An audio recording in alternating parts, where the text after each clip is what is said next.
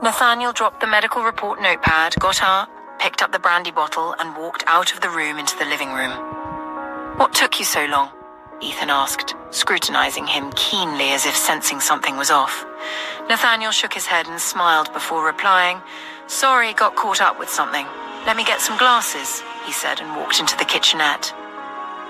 Miss Everly, Bella, Anna, and Anita were behind the island table prepping for cooking. Bella was dicing onions, Anita was washing chicken, Anna was kneading dough, and Miss Everly was preparing what looked like lasagna.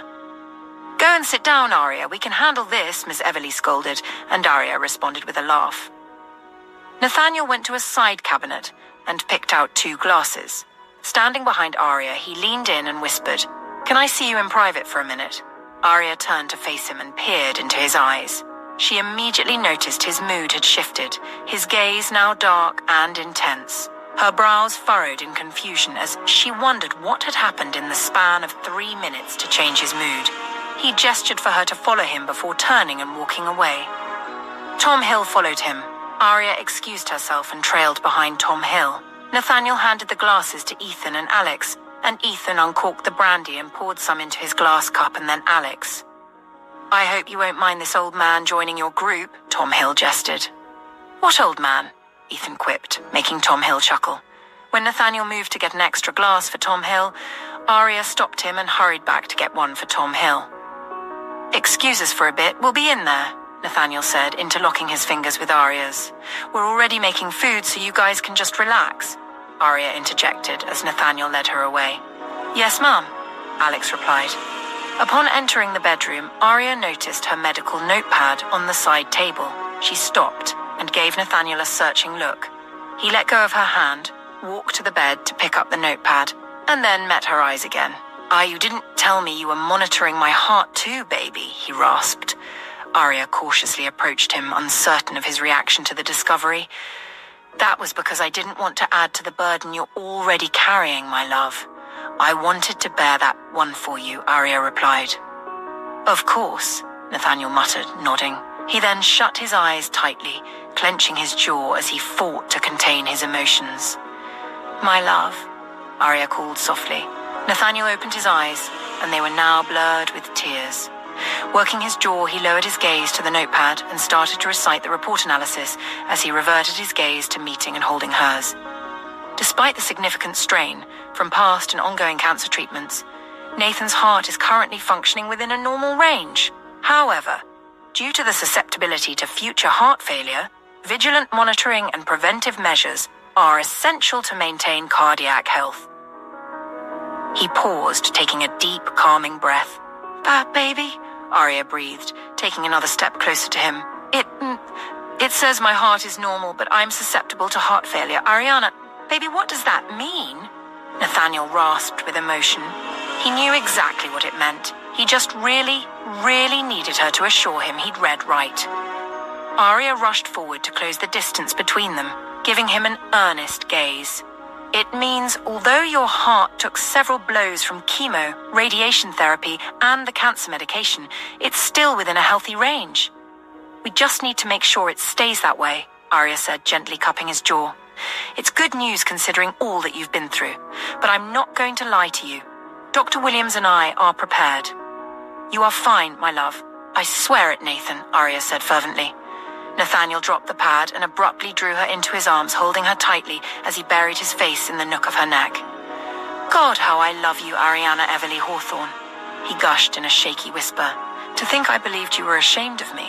We wasted 5 goddamn years," he rasped against her skin. Aria smiled, although still unsure of how he was feeling exactly. She could tell he was scared and overwhelmed. They were still battling with making sure his cancer didn't sneak back on them, adding that to a heart problem would be terrifying for anyone. She shut her eyes and ran her fingers into his hair, stroking his scalp. "Better late than never, right, my love?" she whispered. His arms tightened around her. He then lifted her, carried her to the bed, and got in with her. He enveloped her body from behind, curling himself against her back, and just held her tightly in his arms. "I'm going to treasure every minute I have with you. No more hiding," he whispered close to her ear as if he was thinking aloud.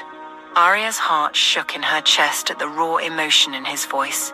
She turned in his arms so she could look into his eyes. Noting his lovely grey eyes were now red and puffy. She took his lips in an impassioned kiss. Nathaniel pressed hard against her body as if there was still space left between them, even though there was none. He then drew back from her, got off the bed, and marched to the adjoining doors to lock them. Aria released a shaky breath as he returned to her, taking off each article of clothing like a raging warlord, with his long curls let loose over his broad shoulders. He was magnificent.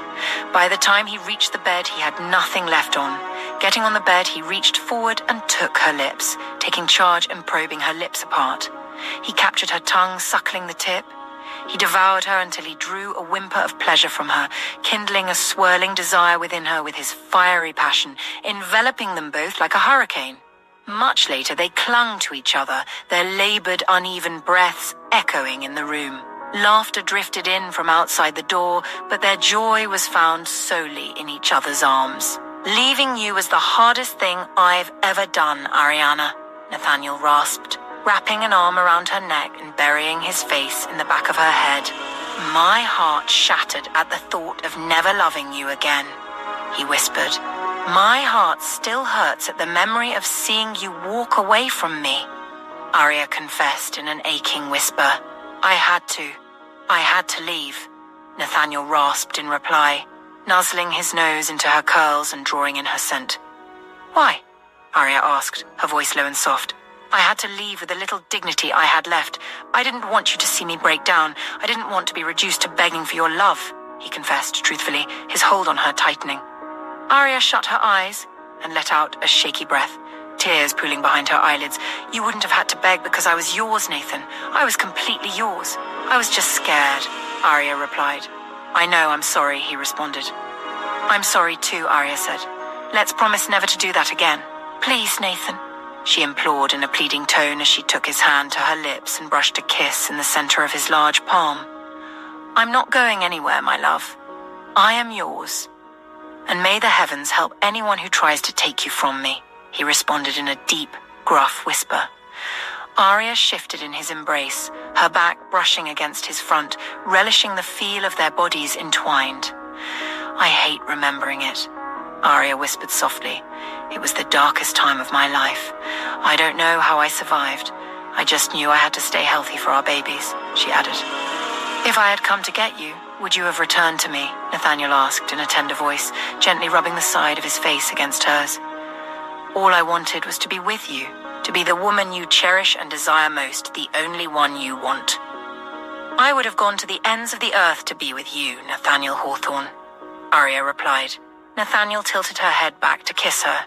Smiling into her eyes, he said, "If you keep talking like that, we're going to fill that New York house with a lot of babies." Aria shook with laughter as Nathaniel pressed a kiss to her lips. They smiled into each other's eyes, and gradually their smiles eased off. The depth of love gleaming in their eyes was all they saw. "You are my everything," Aria whispered. "As you are mine," Nathaniel replied, a slow grin transforming his face. "I wish I could have you all to myself like this for more hours," Aria whispered as she pulled him in for another kiss, using the tip of her tongue to trace the seam of his lips before latching onto his lower lip to suckle. "I have an idea of how we can pull that off," Nathaniel replied with a wild grin. Aria giggled at the mischief in his beautiful eyes. When the two finally joined their friends, Anna and Alex were huddled together on a seat. Ethan was playing chess with Owen, and Liam was with his big mama, helping serve snacks.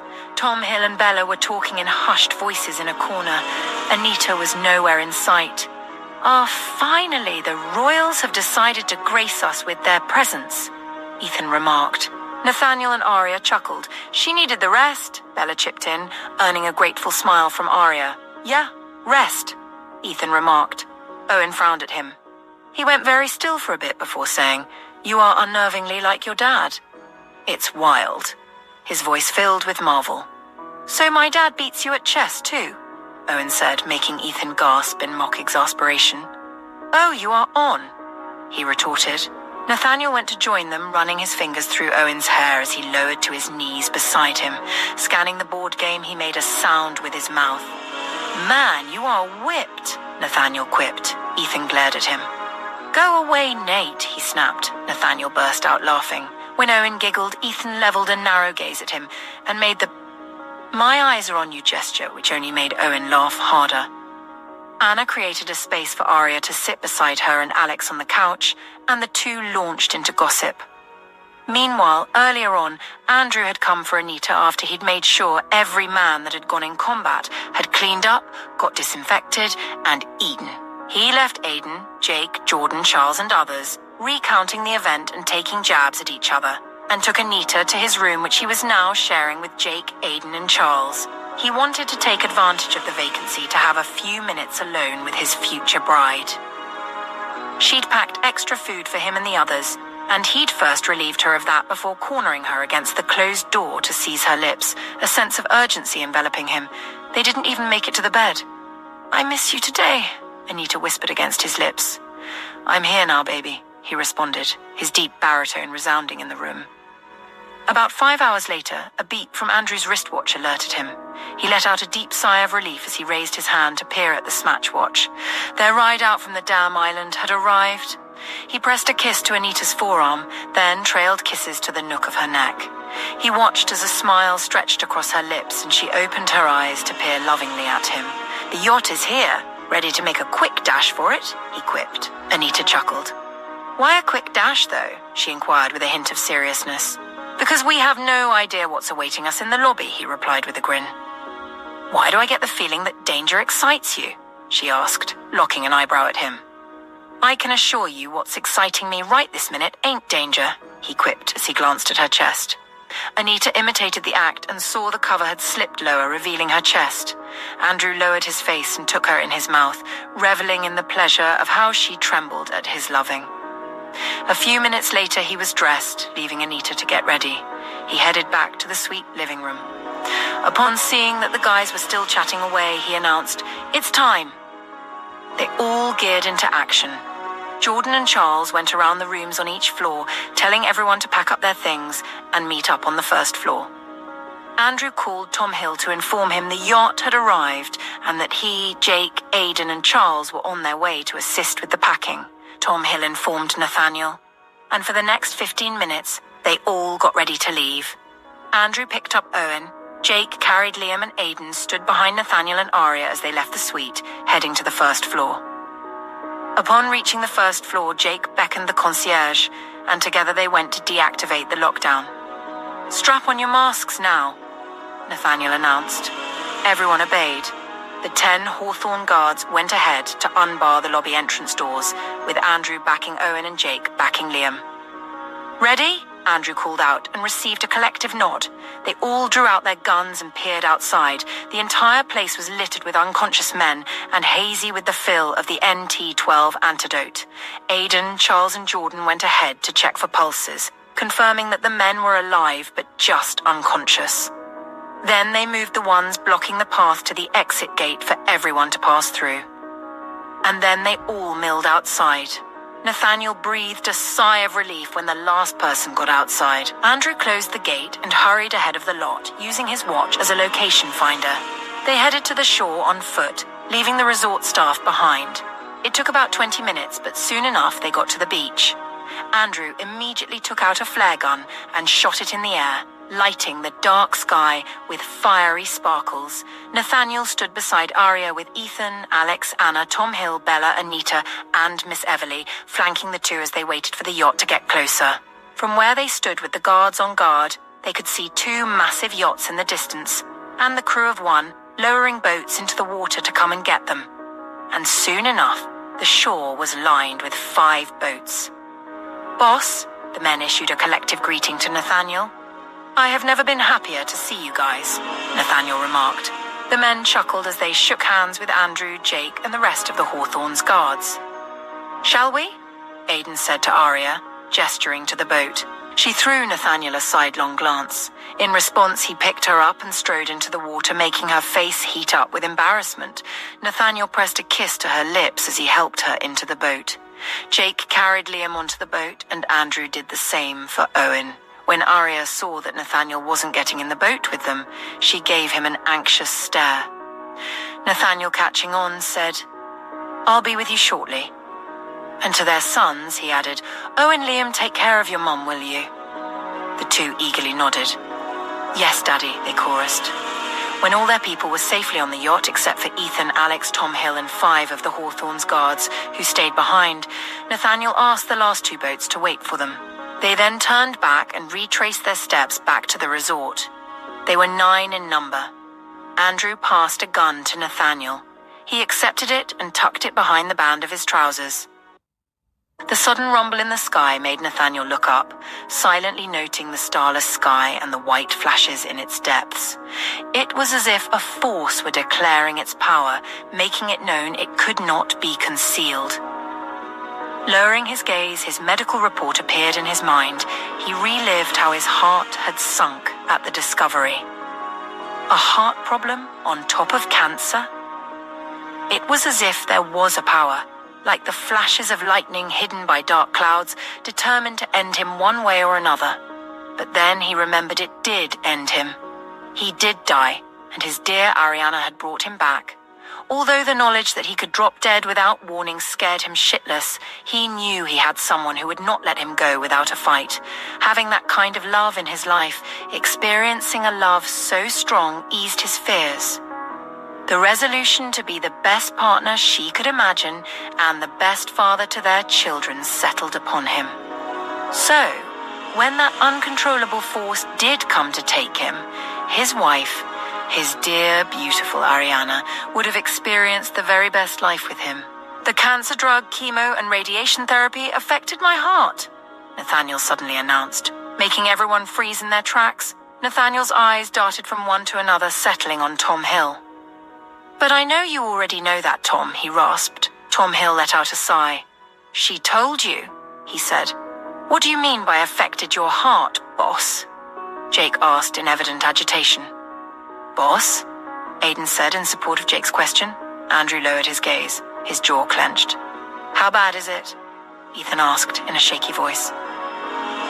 Nathaniel could feel the ripple effect of his announcement, and he felt so blessed to be surrounded by these people, even though they weren't blood relations who loved him as if they were. "No, Tom, she didn't tell me. I found out," Nathaniel replied, and then added with his eyes bouncing from one to another. "Apparently Aria has been monitoring me for weeks now. It explains why she cooks my food herself. According to her report, I am still within the normal healthy range, but susceptible to heart failure." Ethan, Alex, Jake, Aiden, and Charles let out a collective sigh of relief. Ethan raised a hand to his chest. "We're lucky to have her back," Andrew chimed in, a relieved smile etching his face. "Yup, I'd be literally dead without her," Nathaniel said, gesturing for them to resume walking. "I'm sorry we kept it from you," Tom Hill said. "Dr. Hawthorne didn't want you burdened with more bad news." Nathaniel nodded. "I know. I got that message before confronting her. I have no idea what I've done to deserve her," he rasped. "I'm not going to lie. I wonder the same thing sometimes, considering you were a man whore," Ethan quipped, and immediately put some distance between himself and Nathaniel. Echoes of laughter surrounded them. "You do know you're at my mercy on this island, right?" Nathaniel replied. "Ah, you love me, bro," Ethan scoffed. "How about the cancer, boss?" Charles asked, giving Nathaniel a sidelong glance. "Still no cancerous cells in my bone marrow," Nathaniel replied. "It says I'm cancer-free." "Amen to that," Jake rasped, making Nathaniel smile. "We should celebrate. It's been one hell of a year," Aiden suggested. "Hear, hear," the men chorused. Nathaniel chuckled. "I'm certain you'll get your wish, with Alex and Anna's engagement and Andrew's engagement," Nathaniel was saying, but was interrupted when Ethan and Alex exclaimed. "Andrew is engaged," Alex said in surprise. "Our own Andrew. This big guy, Andrew, is engaged to a human being?" Ethan interjected. Everyone laughed. "Believe it or not, I am," Andrew said, laughing. "How the hell did that happen?" Alex inquired. "Scratch that. Who's the angel who snagged you?" Ethan interjected. "Anita, Aria's friend from Sylvan Ridge," Nathaniel supplied. "Whoa, Nurse Anita?" Ethan replied with evident surprise. "Yeah, one and the same," Andrew replied. "Ah, I get it. She's all sunshine and rainbows. I can see her falling for a brooding guy like Andrew." Alex chipped in. "Yeah, I bet she thought she could fix him just like Aria thought of Nate." Ethan grumbled. "I need to find a way to keep you lot away from my hometown." Jake chuckled. Too late, man, he rasped. Nathaniel arched an eyebrow at him. She did fix me, he replied. Nah, you're just whipped. Believe me, I know the feeling, Alex quipped. And Mr. Hill, are you hitched too? Ethan asked. I couldn't help noticing you with that beautiful lady. Tom Hill chuckled. You're still as nosy and unfiltered as ever, Ethan, he replied. Ethan shrugged. Try spending days on end with nothing but chemicals, vials, test tubes, and a bunch of scientific geeks, and see how refined you stay, he said. Tom Hill laughed, shaking his head. The beautiful lady is Bella, the mother of my daughter and the love of my life. I doubt getting married at this point matters. It feels like we already are, especially with Nate's kind hospitality, he said. Sounds like you guys are ruining my entire holiday. I planned for nights of debauchery, not tales of love and roses. Ethan grumbled, shaking himself as if to get rid of something disgusting. All the men laughed.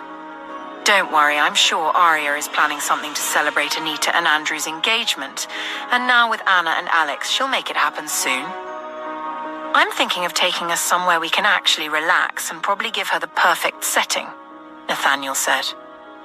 That I can look forward to, Ethan replied. We just need to survive this damn island first, Aiden muttered. Upon approaching the woods in the east wing, with their weapons drawn, the Hawthorne guards automatically flanked Nathaniel, Ethan, Alex, and Tom Hill. They ventured into the woods following Jake, who led them to where he had tied Agatha. Nathaniel wasn't surprised to find she was no longer there. He figured she must have a few loyalists at the resort to pull off such an elaborate scheme. They had left her tied there for hours, just enough time for one of her minions to find her. Or it could be that her stepdaughter Lillian had helped her. He just hoped it wasn't any of the alumni who had been fooled by her. Aiden handed Tom Hill a gun, and he deftly opened the magazine to check the bullets before slipping it back in. Not a word was spoken. They ventured deeper into the woods toward Agatha's house. When they were a few meters away, they saw the sparkle of a fire in the distance, consuming the Caldwell's home. Andrew gestured for everyone to stay silent as they moved closer. Smoke started billowing like a puffy cloud above the building. A piercing cry rang out from within the building. Hunkering down, they saw 3 men get into a jeep and drive away. Andrew squinted and saw Agatha's familiar profile in the back seat. They waited for the jeep to drive off before rushing out of the woods.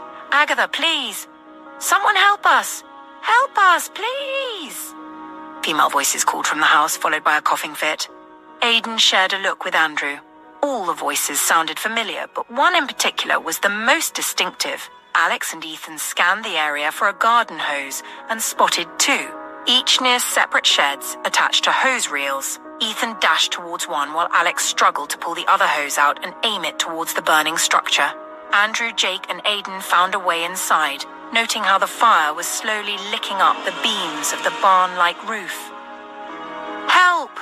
The voice croaked from the upper deck. Aiden ran up the stairs, his steps faltering when he saw about 5 blondes hogtied on the wooden floor. Alan Gregory laid lifeless close to a couch. What the fuck? He muttered as he rushed to the females, but Andrew hurried to Alan Gregory, but as he got close, he noticed blood splattered across his face. Checking his pulse, he discovered he was dead. The intense heat from the blazing fire warmed their skin, while the smoke filled the area in a blinding haze. The rope used to tie the women was thick and expertly knotted. Aiden pulled out a knife and started to cut. Andrew and Jake joined him, and together they succeeded in loosening the women's legs before a massive beam moved precariously above them. Fuck this, Aiden muttered, drawing Andrew and Jake's attention.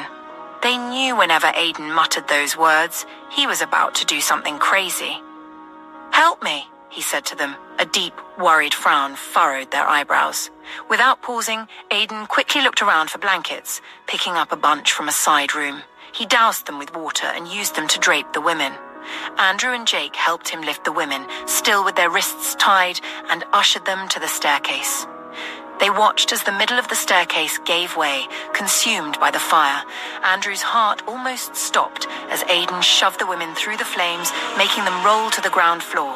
Cries for help turned to groans of pain. Aiden jumped after them, followed by Andrew and Jake, who cursed under their breaths. Nathaniel, Tom, Ethan, Alex, and Charles worked on quenching the fire and dousing Andrew, Aidan, Jake, and the rescued women with water as they ventured outside. Once they were at a safe distance from the building, Aidan started to cut the ropes around their wrists as the women coughed profusely. "You pushed us, you insane weirdos," Jessica croaked to Aidan, Jake, and Andrew. Aidan grinned. "Nope, that's solely me." "Nice to see you too, Mum." "And you're welcome," he quipped. Jessica smacked him on the chest in anger, and he chuckled as he drew back from her. "He saved your life, be grateful." Ethan snapped in clear agitation. "Twice today, not that I'm counting," Aidan added. Jessica glared at him and then Ethan before her gaze settled on Nathaniel. "And this is all your fault," she croaked, trying to get up and wincing at a burn wound on her leg. Nathaniel's eyes skipped from one blonde to another, memories of his time with each of them replaying in his head.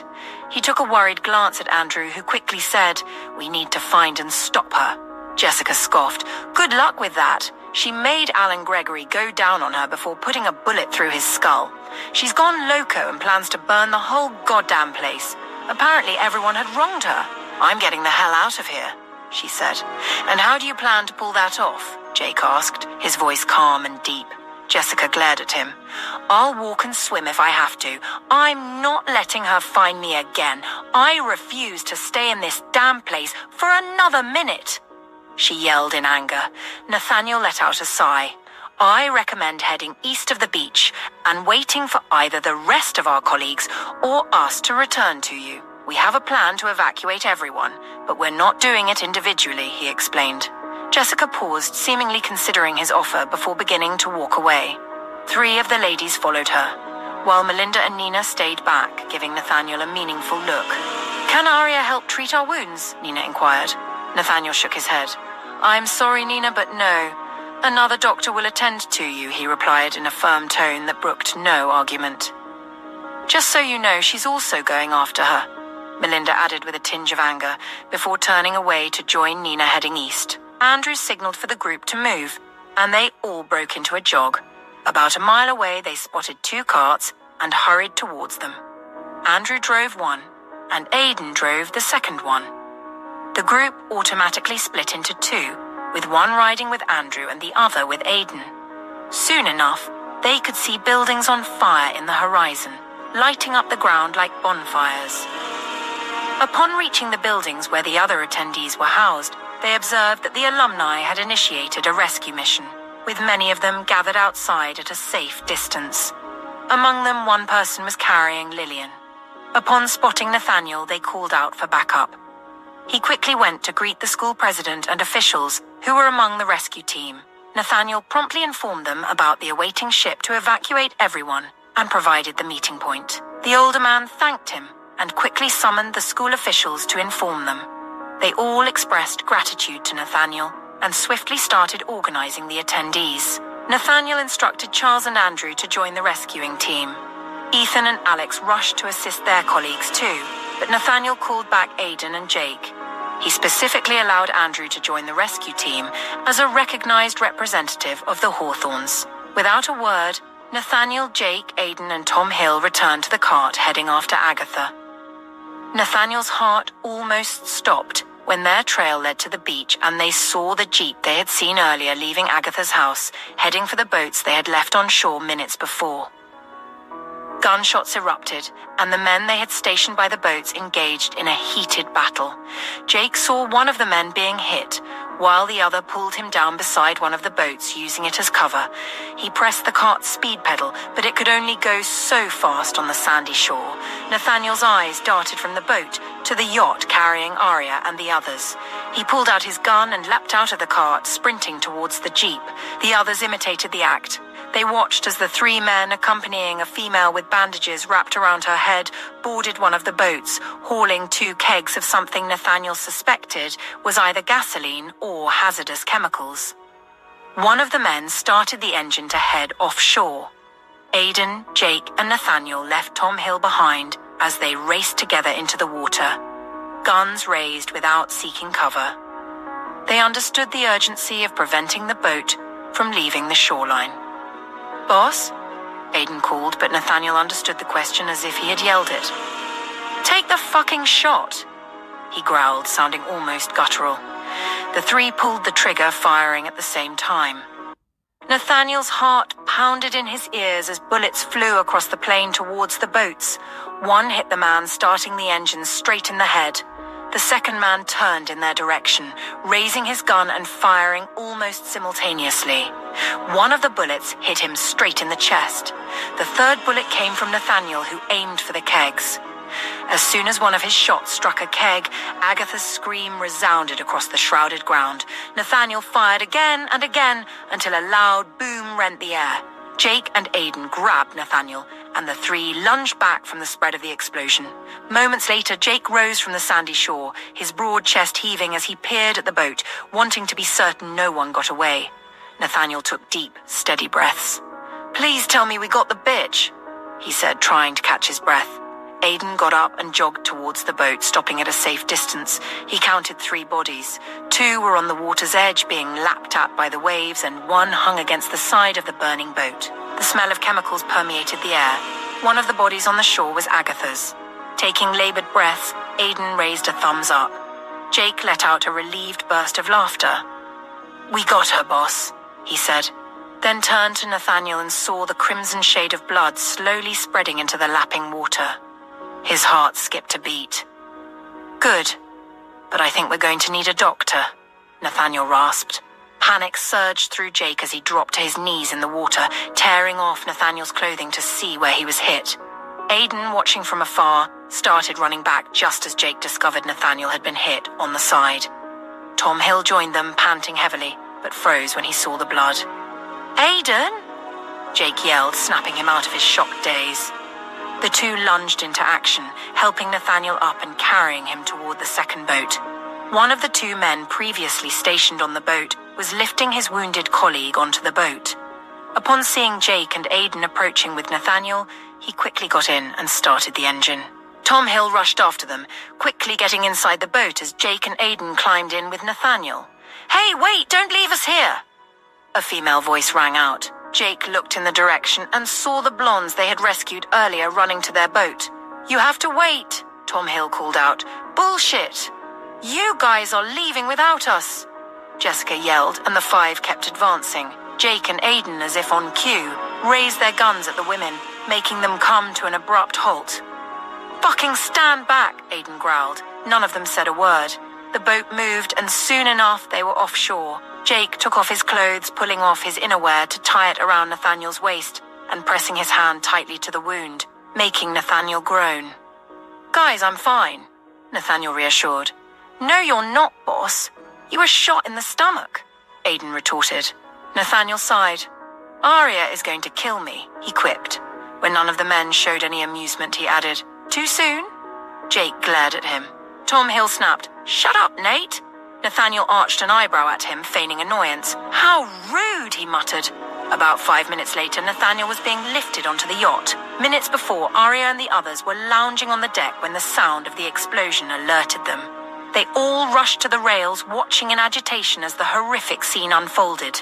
Aria saw when Nathaniel, Jake, and Aiden jumped for cover. And she knew something was wrong when Jake and Aiden got up, but Nathaniel didn't. She feared that his heart had given out under the strain of what was happening.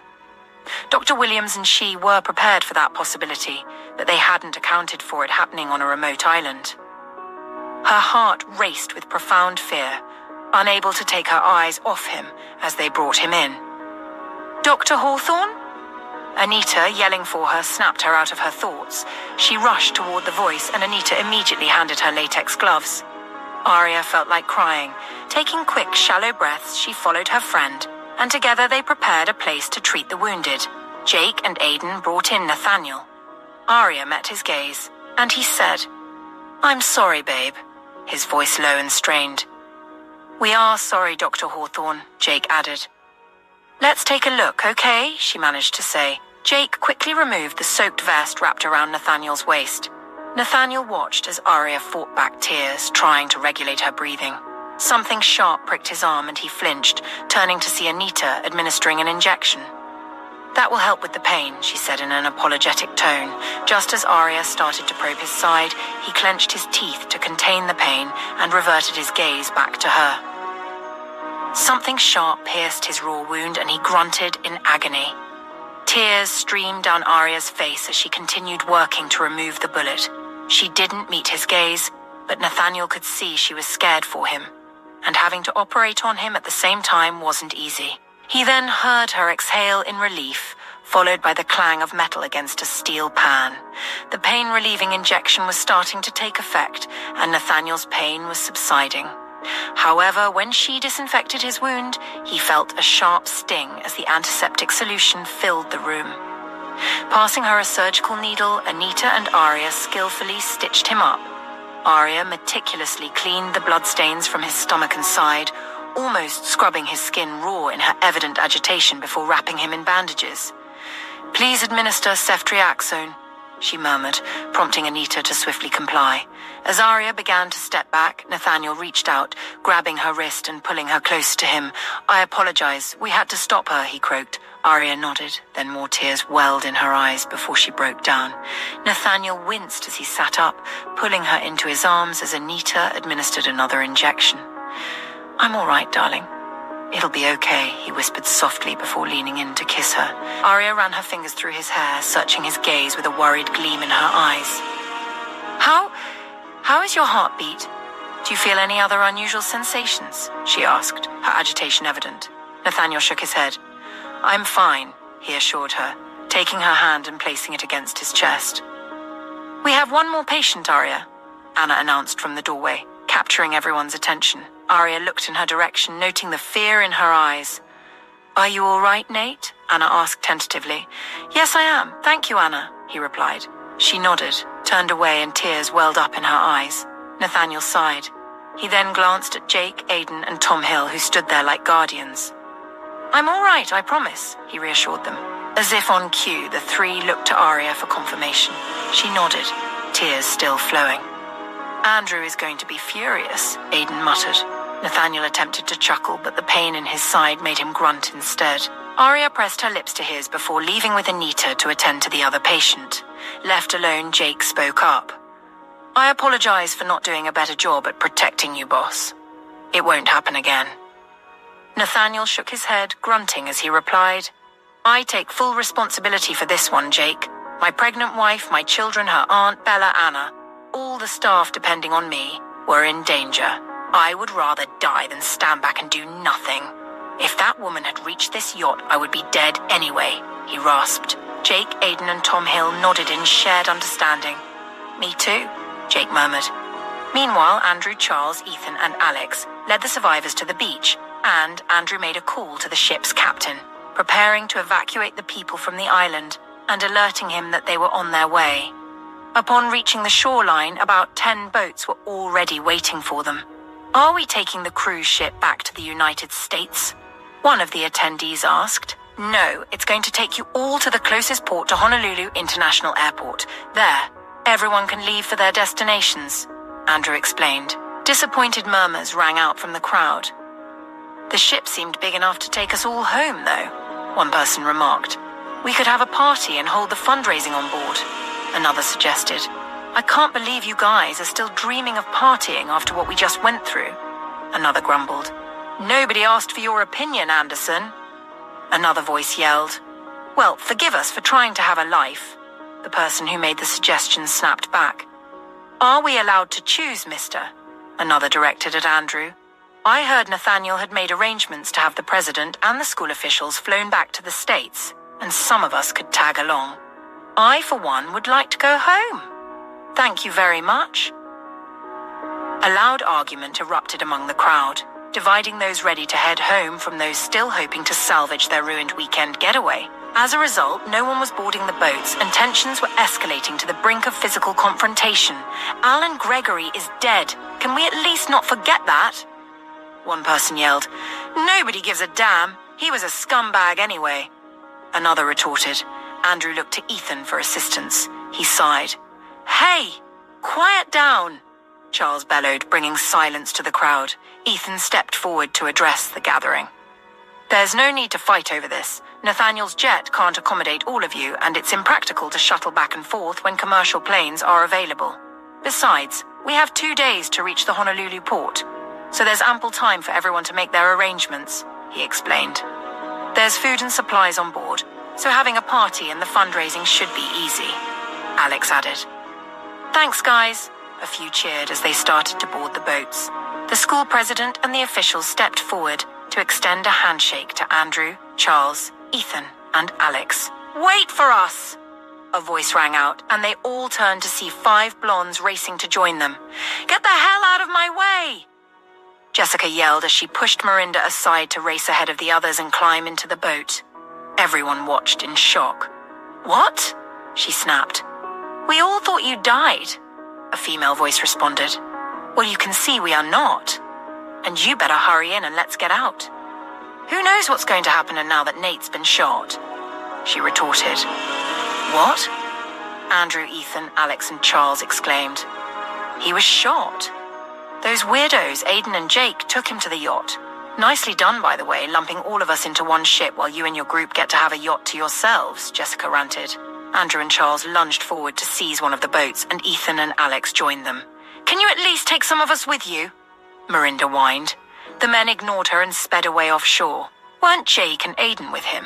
Charles probed, his voice tinged with tension. Andrew remained silent. Upon reaching the yacht, they climbed aboard and onto the deck. Anna rushed to Alex as soon as she saw him. Where's Nate?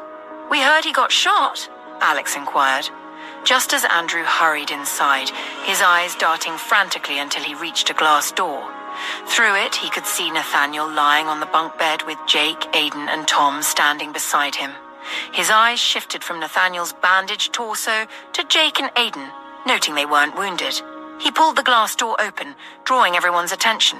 Are you okay, boss? He asked in a tense tone. I'm fine, Andrew. Aria took care of me, Nathaniel replied wearily. Andrew directed his gaze at Jake and Aiden with furrowed brows. You let him get shot? He growled.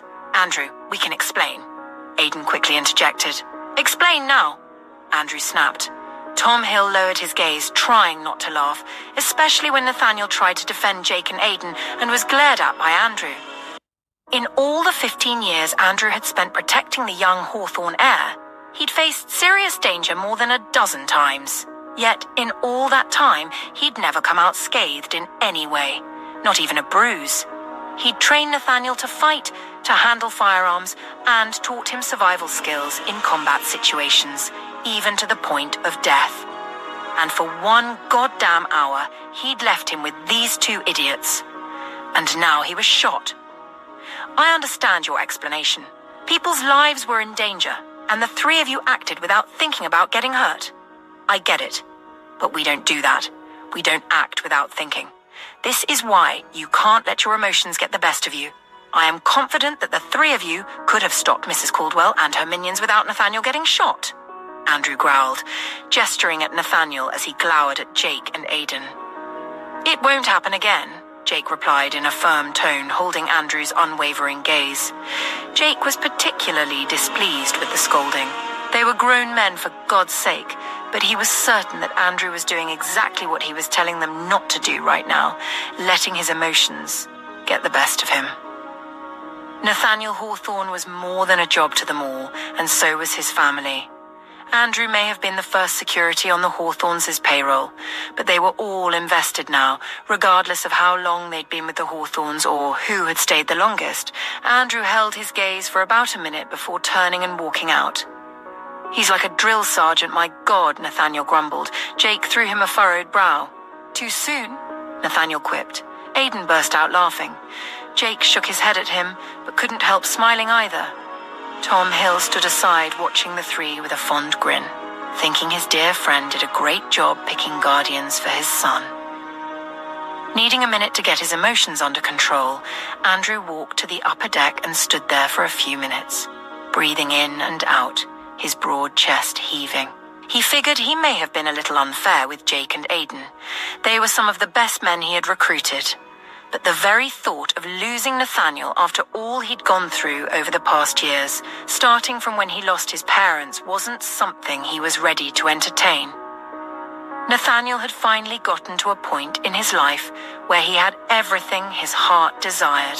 A family of his own, which was a big deal for a boy who lost his parents just when he needed them to usher him into the real world. A boy who had thought he was alone with no defense, until Andrew and Tom had proved to him that he was wrong.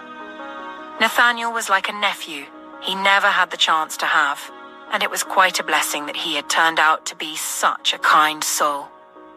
Andrew had felt his pain when he'd lost Aria prior to the death of his parents. He knew and saw how he struggled to get up each day and be responsible for them all. Yet he'd done it. Then the cancer came, as if life hadn't put enough on his plate.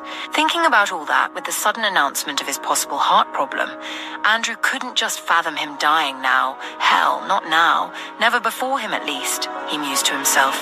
His ears pricked as he heard the sound of someone approaching.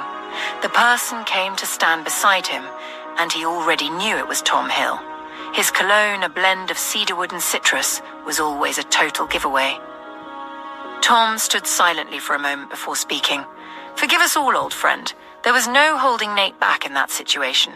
If you'd been there, you would understand it. I died 1,000 deaths just watching them try to get close enough to stop that lunatic." Andrew nodded, letting out a sigh. "We can't lose him now, Mr. Hill," was all he could say in response. Tom Hill gave him a friendly pat on the back. The two stood there for about a minute, in companionable silence. "What now?" Tom Hill asked, breaking the silence. "We have to wait for the survivors to get on board the ship. The school president is going to call the local authorities to inform them of everything that happened at the resort. We have to sort that out before we head out.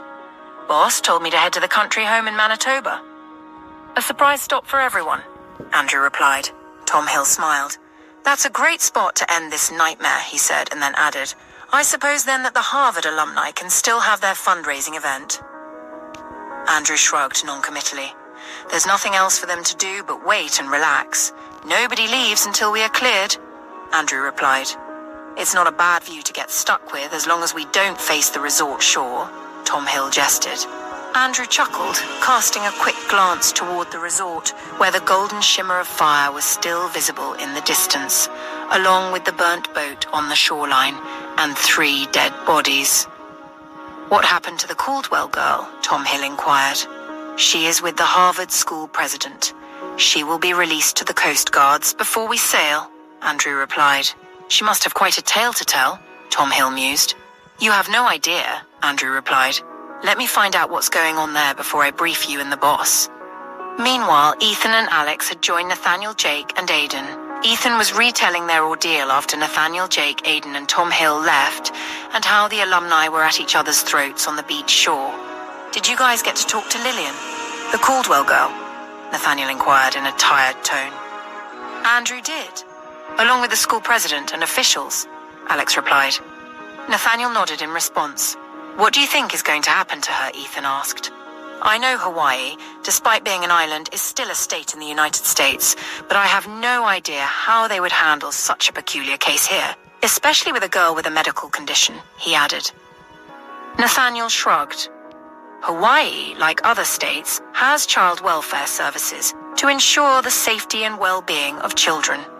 In her case, a court will likely appoint a guardian or trustee to oversee her affairs, including her inheritance. This guardian or trustee would be responsible for managing the inheritance in her best interests until she reaches adulthood," Nathaniel replied. One of the Hawthorne maids came in to pass out drinks and snacks for everyone except Nathaniel. He chuckled when she threw him an apologetic glance. "Where is my wife? And how is the man that was shot?" he asked. "She's done with the man. He's below deck now resting. Dr. Hawthorne is with Miss Jonas preparing your meal. Mary will bring your refreshments soon, sir," the maid replied, giving him a slight bow before leaving. Andrew walked past her, entering the cabin. "You should be resting, boss," Andrew said, giving him a weary gaze. "I am, thanks, Andrew," Nathaniel replied. "How is the evacuation going?" he added, giving the older man a quizzical gaze. "It's going. Carlos's crew got it covered, and the school president has informed the local authorities about the Caldwells. We can't leave until they clear us, though," Andrew replied. "Yeah, well, that's to be expected. I heard you interviewed the Caldwell girl?"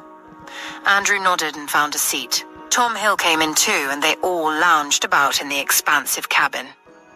Dr. Hawthorne was right about Miss Agatha Caldwell losing her mind. According to the kid, her mummy has been taking her pills for a long time, and her parents fight a lot. Apparently, whenever they do fight, she has a secret passage she usually hides in to play with dolls and try to shut out the noise. The one yesterday started with her mummy finding her Aunt Betty in the room with her daddy. Her mum started yelling, then her daddy hit her, and she ran to get a baseball bat to hit him with. Aunt Betty ran. Her mum followed her, and that was the last she heard of her Aunt Betty and Daddy, Andrew explained in a solemn tone. We all know exactly what happened to Aunt Betty, Aidan murmured, drawing Ethan and Alex's gaze. What happened? The two asked, giving him a searching look.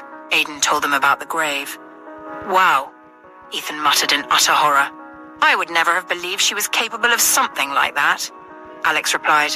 Me neither, Nathaniel added. I wonder how she would have turned out if she'd gotten help in time, Ethan said, furrowing his brows. How did she even end up marrying such a pervert? Alex asked. Well, we can make an obvious guess. She does love men with good financial standing and status, Nathaniel replied. The man was a friend of her father's, and Miss Caldwell reportedly spent her summer vacations here at the resort since she was 13. Tom Hill interjected, drawing everyone's attention. How did you know that? Nathaniel asked. I made some calls, Tom Hill replied. That's just disgusting, Ethan remarked incredulously. Tom Hill shrugged. The question is when he started grooming her well enough to lead to marriage, Jake said with evident disgust. The guy looked the type. Ethan dragged his free hand over his face, letting out a sigh. I never liked her, but if that was her story, I think I can understand why she was a bit messed up, he said. Remember that time she pushed Aria into the pool? I think she had that evil in her all along. It just got heightened, Alex remarked. Nathaniel listened to everyone talking, his eyelids drooping. Letting out a sigh, he succumbed to the lure of sleep.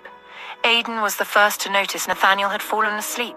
He raised his hand, signaling everyone to stop talking, and gestured to Nathaniel. Ethan and Alex grinned fondly. Andrew approached the side of the bed and gently pulled the covers over him, tucking them snugly to his chest. Nathaniel's gentle breathing was a welcoming sound to Andrew's ears. He's fine, Andrew, Dr. Hawthorne assured us, Aidan said, his voice tinged with understanding. Andrew nodded in gratitude, and they all streamed out of the cabin.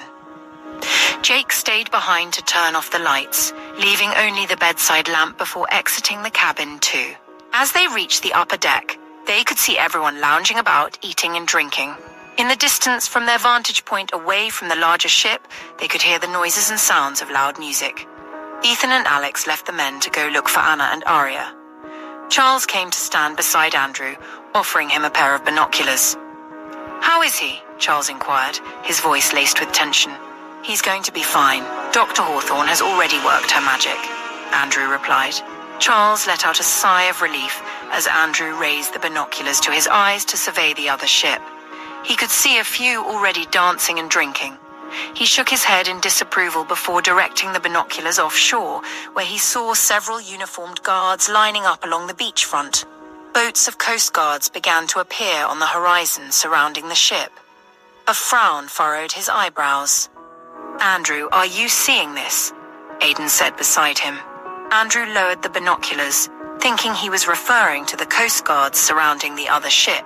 Then he lowered his gaze and saw they were also surrounding their yacht. What the hell is this? Jake muttered. This is a homicide case, guys. They'll want to interview everyone. It's called due diligence, Tom Hill replied. You don't expect them to just take the evidence and let us leave until they conduct their own investigation, do you? Jake threw him a sidelong glance with an arrogant lift of his left eyebrow. This is a Hawthorne yacht, he replied. Tom Hill chuckled. Exactly. Imagine having that name linked to a reunion turned into a homicide thriller where chemicals were used to try to cover up a murder, turning people into the walking dead and hosts and hostesses murdered. Shit, Jake cursed under his breath. Now we have an idea of why Miss Agatha McCarthy wants Dr. Hawthorne at the hospital. She's supposed to take the blame for the outbreak. Let's hope they don't find anything already planted to implicate Nathaniel and Dr. Hawthorne, Tom Hill added. I think we already ruined that chance when we disrupted her plans at the hospital. Her last swing was trying to reach this yacht, Aidan replied. Let's hope you're right that the evidence and Lillian's testimony would suffice, Tom Hill said. And if it doesn't? Andrew asked, adopting a defensive stance. You know we won't let them get on board, right? Jake added. Gentlemen, you really need to relax and trust me, Tom Hill quipped as he started to stride away. I'm going to need someone to get me back on shore, he said over his shoulder. Jordan, Andrew called out, bringing out his gun. When the other guards started to approach him, he added, Get Lewis and Will and follow Mr. Hill to speak with the Coast Guards, he instructed. Jordan nodded and turned back to hurry after Tom. What's the plan? Aiden asked, as he and Jake came to stand beside Andrew. Tell the captain there might be a likely hostile situation and we might have to make a run for it, he said in a low, quiet tone. Aiden nodded and walked away. Jake and Charles watched Aiden hurry away and came to stand beside Andrew, flanking him. Can we outrun the Coast Guards, though? Charles inquired, giving Andrew a sidelong glance. Andrew glanced from him to Jake, who was already smiling. Shall I? Jake asked with relish. Andrew chuckled. Please answer the gentleman, Andrew quipped. This is a specially designed Hawthorne yacht, Charles. You know how Boss likes to show off. And he isn't going to call in just any yacht to rescue his family, Jake replied confidently. Andrew laughed. This enchanting beauty has a top speed of 50 knots, which is faster than most Coast Guard vessels. It's equipped with dual high-performance engines that provide exceptional power and acceleration. The hull is made from lightweight, advanced composite materials that not only make it incredibly fast, but also highly maneuverable, Jake said, grinning. It's also integrated with the latest stealth technology, reducing its radar signature to make detection more difficult. And in case we need to take evasive action, the yacht is equipped with advanced navigation systems and countermeasures like decoy flares and electronic jamming equipment. Plus, it has long-range fuel tanks, allowing us to maintain high speeds over greater distances without needing to refuel. Charles let out a low whistle, impressed. Sounds like we're more than prepared. Let's hope we never have to put it to the test, he rasped. Come on now, what kind of prayer is that? Jake said, playfully smacking him on the back of the head. Ouch, Charles exclaimed. Behave, kids, Andrew interjected in an amused tone. I suppose it's good to know we've got the capabilities because I think we might need them against those pirate ships, Liam said from behind the men, sounding quite grown up. The three turned around in unison to gape at him. Liam waved at them, grinning widely. He had managed to climb the rails and was standing latched to it, holding binoculars with the strap draped loosely around his neck. I think this boy is going to be the death of me, Jake muttered in awe before he lunged forward at the same time as Andrew to grab the little troublemaker. Liam started giggling. Are you going to scold me before we take care of the pirate business or after? Liam quipped. Charles snatched the binoculars from Andrew and scanned the waters, while Jake threw Liam onto his back. Liam held on like a baby monkey. Jake tried hard not to laugh, his heart still racing at the sight of Liam latched to the ship's rails. I may not be your dad, Liam Hawthorne, but I swear if you continue to do this, I'm going to tie you to a bedpost down below deck, Andrew growled at him. Oops, Liam exclaimed, burying his face in Jake's back. Andrew caught Jake's eye, seeing he was fighting down laughter, and said to him, Don't you dare. Jake nodded and cleared his throat. He's right, there are pirate ships approaching, Charles said in a low growl. Mr. Hill! Andrew yelled across the deck, halting the process of the crew helping Tom Hill to the smaller boat below. Jordan, who was already in the boat and waiting to help Mr. Hill down, looked up and, even though it was dark, saw Charles signal for him to abort the mission. He quickly looked behind, wondering what was happening, but gestured for Will to pull Mr. Hill back up. Once Tom Hill was safely back on board, Jordan latched onto the rope ladder and climbed up unaided as fast as he could manage. Together with Will and Lewis, they pulled back the small boat as fast as they could muster. It was almost like they were in training again. Afterward, the men hurried to join Andrew just as Aiden returned. What's happening? Jordan asked. Charles passed him the binoculars. Why is Liam here? Aiden asked with furrowed brows. I helped discover the pirates, Uncle Aiden, Liam said in a loud whisper. Aiden grinned. You are so grounded, buddy, he replied. Liam giggled adorably. Aidan reached out to ruffle his hair affectionately before joining Lewis and the others to take turns using the binoculars. "Damn it, I was hoping to have a few more hours of sleep," Aidan grumbled. "And gosh, I need to get laid," he muttered. Jake smacked him hard against the back of his head. "Hey!" he exclaimed in protest, turning to retaliate, then froze when he saw a pair of grey eyes looking at him with keen curiosity. He cleared his throat and said, "I need to get PA. Paid." Liam arched an eyebrow at him. "Nice try, Uncle Aidan. I heard you the first time. Although I have no idea what the word means used in that context, rest assured I will do my research." Jake coughed to hide a laugh as Aidan glared at Liam. He then mimicked the little boy with a mocking flair before saying, "Nobody likes a smart ass, Liam." Liam leaned forward and replied, "I'm not being a smart ass. I just like to learn things." Aidan imitated the posture and replied, "Unlearn this one, buddy," with mock seriousness. Liam narrowed his gaze at him. "We need to warn the Coast Guards," Andrew was saying. He turned to Lewis and instructed, "Go inform the ship's captain to blast the horn." A short while later, the yacht's horn blared out a series of urgent signals echoing across the water. Aidan gave the "My eyes are on you" sign to Liam, making him break character and laugh before joining the others. The sound of the horn was a clear warning signal, and there seemed to be a moment of absolute silence. Then they watched as both the police on shore and the Coast Guards galvanized into action. The Coast Guard vessels moved to guard the bigger ship, and the ones closest to the yacht moved into a defensive formation. Normally, pirate ships are supposed to run from Coast Guards for obvious reasons. That has been the way of things since fiercer times. But these particular pirate ships weren't fleeing from the Coast Guards. Their intent was clear as they kept advancing, despite the warning blasts issued by the larger ship and the Coast Guards, firing red flares into the dark sky. Andrew threw Jake a sidelong glance. Without a word, Jake carried Liam away and started yelling for everyone on deck to get below deck. Ethan, Alex, Anna, and Aria came running out to see what was happening. Jake automatically passed Liam to Ethan, who quickly held him in a protective embrace. "What's going on?" Aria asked. "Pirate ships are approaching," Jake replied. "What?" Alex and Anna exclaimed. "We are guessing they are the same crews we chased off earlier and have gone for reinforcement. And if that is the case, they will be targeting this yacht." "Please go below deck and stay with the boss," Jake directed at Aria. She nodded in understanding. "Come on, guys, let's go." Aria urged them towards the deck below. She then left the group to run back towards the kitchen to get Nathaniel's food before joining the others. Ethan and Alex waited for her to come back before venturing down the hallway leading to the cabin Nathaniel was in. Jake, Aidan, Charles, and Jordan rushed down the flight of stairs to the ship's cargo cabin, pushing aside carton packages to expose the crates of ammunition. They each grabbed a handle to lift the heavy crates back up to the top deck, returning for more. Andrew fired out orders as the men rushed for the ammunition and quickly lined the yacht's rails all around. Jake hoisted a bazooka over his shoulder and went to stand where he had a vantage view of the approaching ship, waiting for it to get close enough before firing.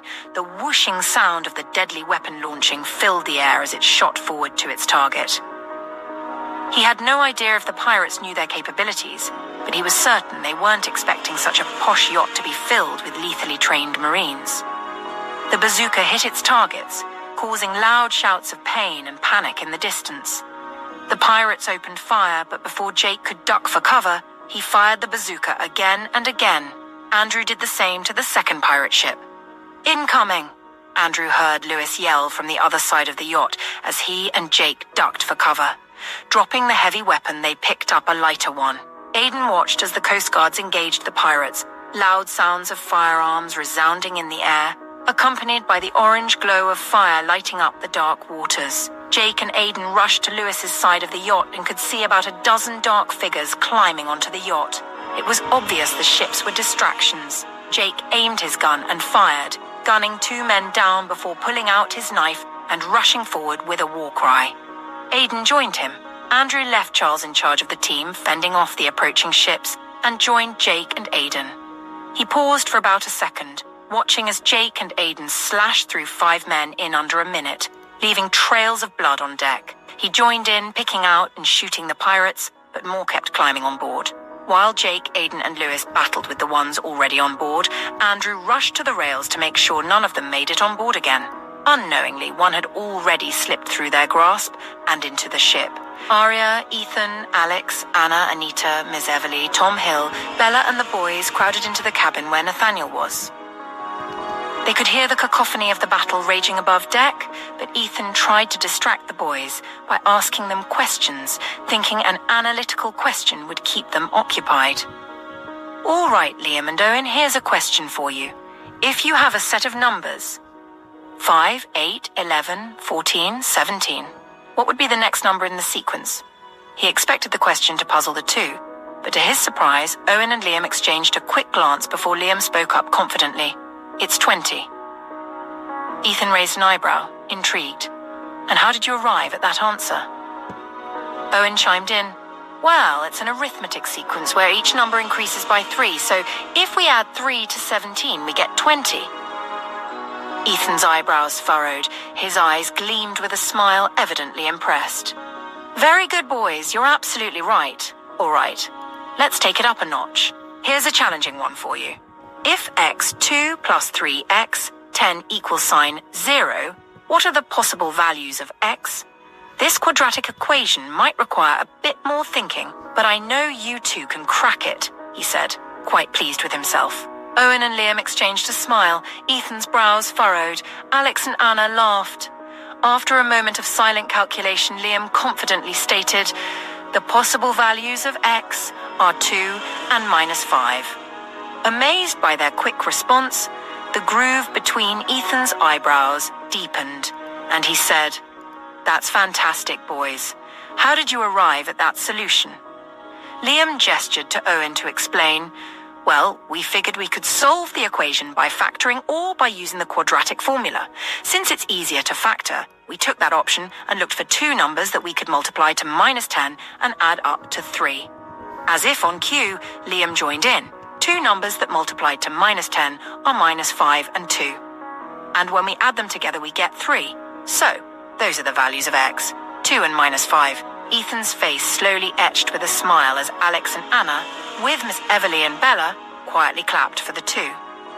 Your analytical skills are truly remarkable, Alex remarked with pride. Anna ruffled the boys' hair and pressed a quick kiss on their cheeks.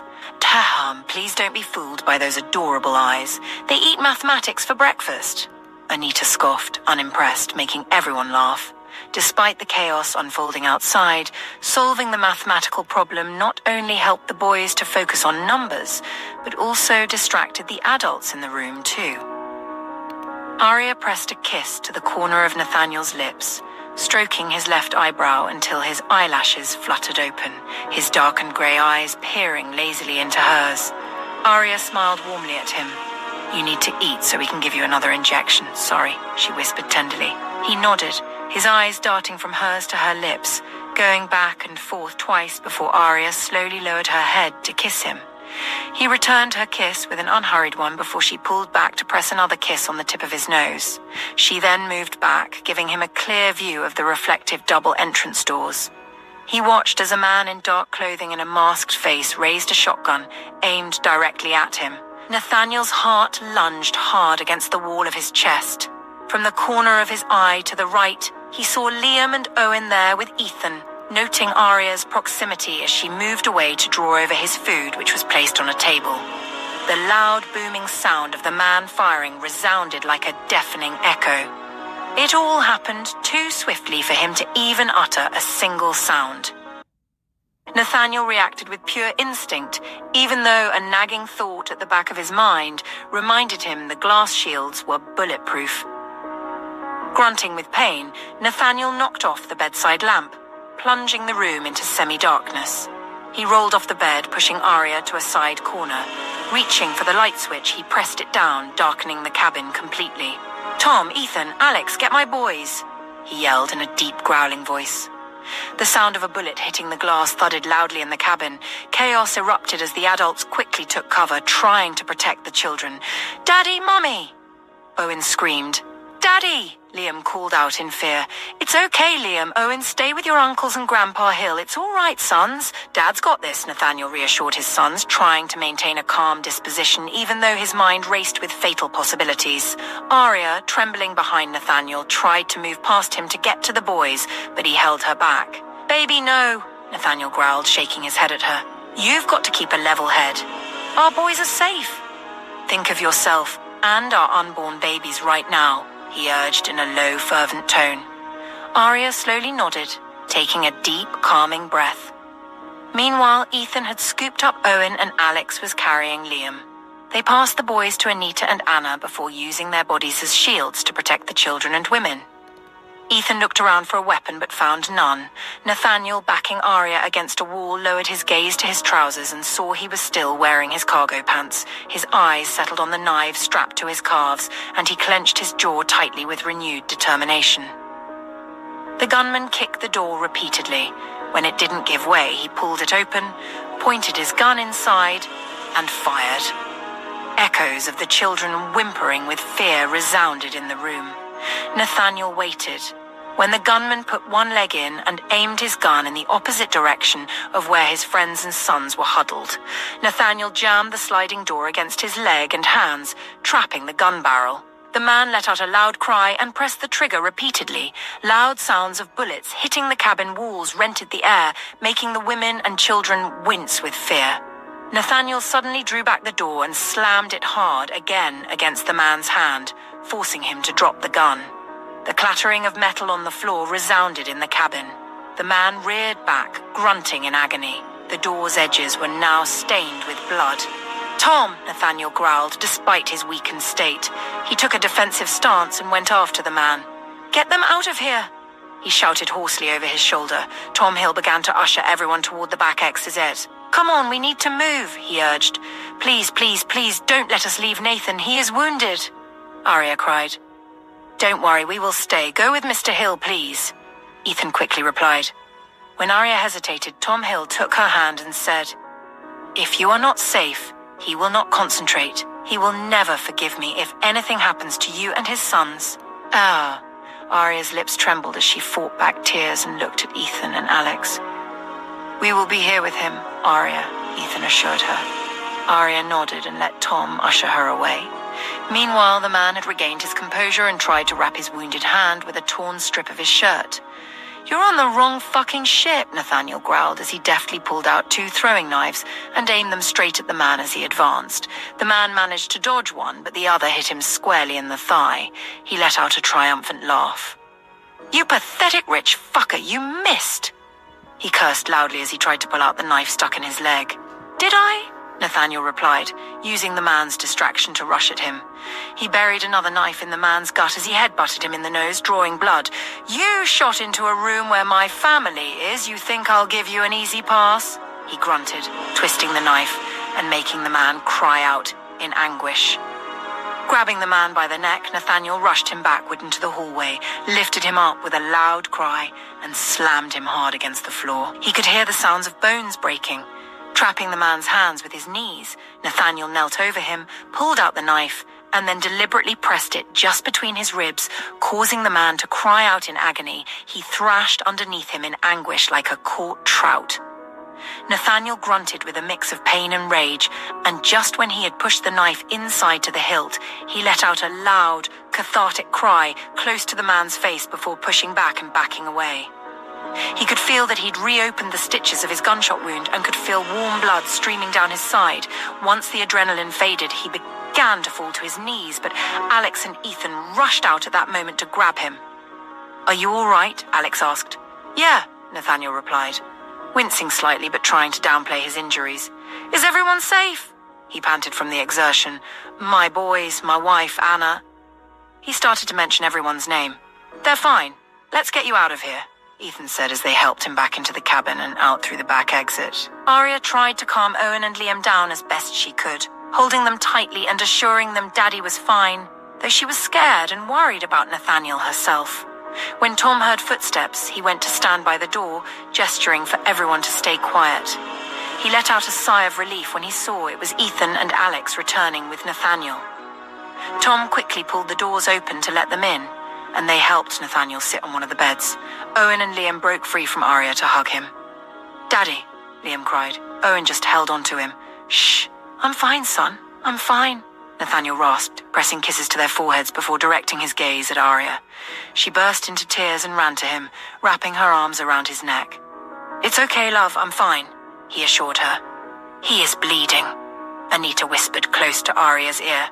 Aria quickly let go of Nathaniel to make him lie back on the bed. Bella, Miss Everly, and Anna tried to pull the boys back, and they only complied when Grandpa Hill told them they had to. "That's the only way your mum can help us fix him," he explained. Sniffling back tears, the boys nodded and allowed their big mama and Grandma Bella to draw them back. "You've opened your stitches, baby," Aria said. "I'm sorry," he rasped in pain. "You saved us all," Anita responded. "Trust me, it was purely for selfish reasons," he quipped. Ethan shook his head, smiling. "Where's your medical bag?" Anita inquired of Aria. In the other cabin, Aria responded. When Anita made to go and get it, Aria halted her actions. "No way. Let's wait and make do with what we can find here," she said, her fear palpable.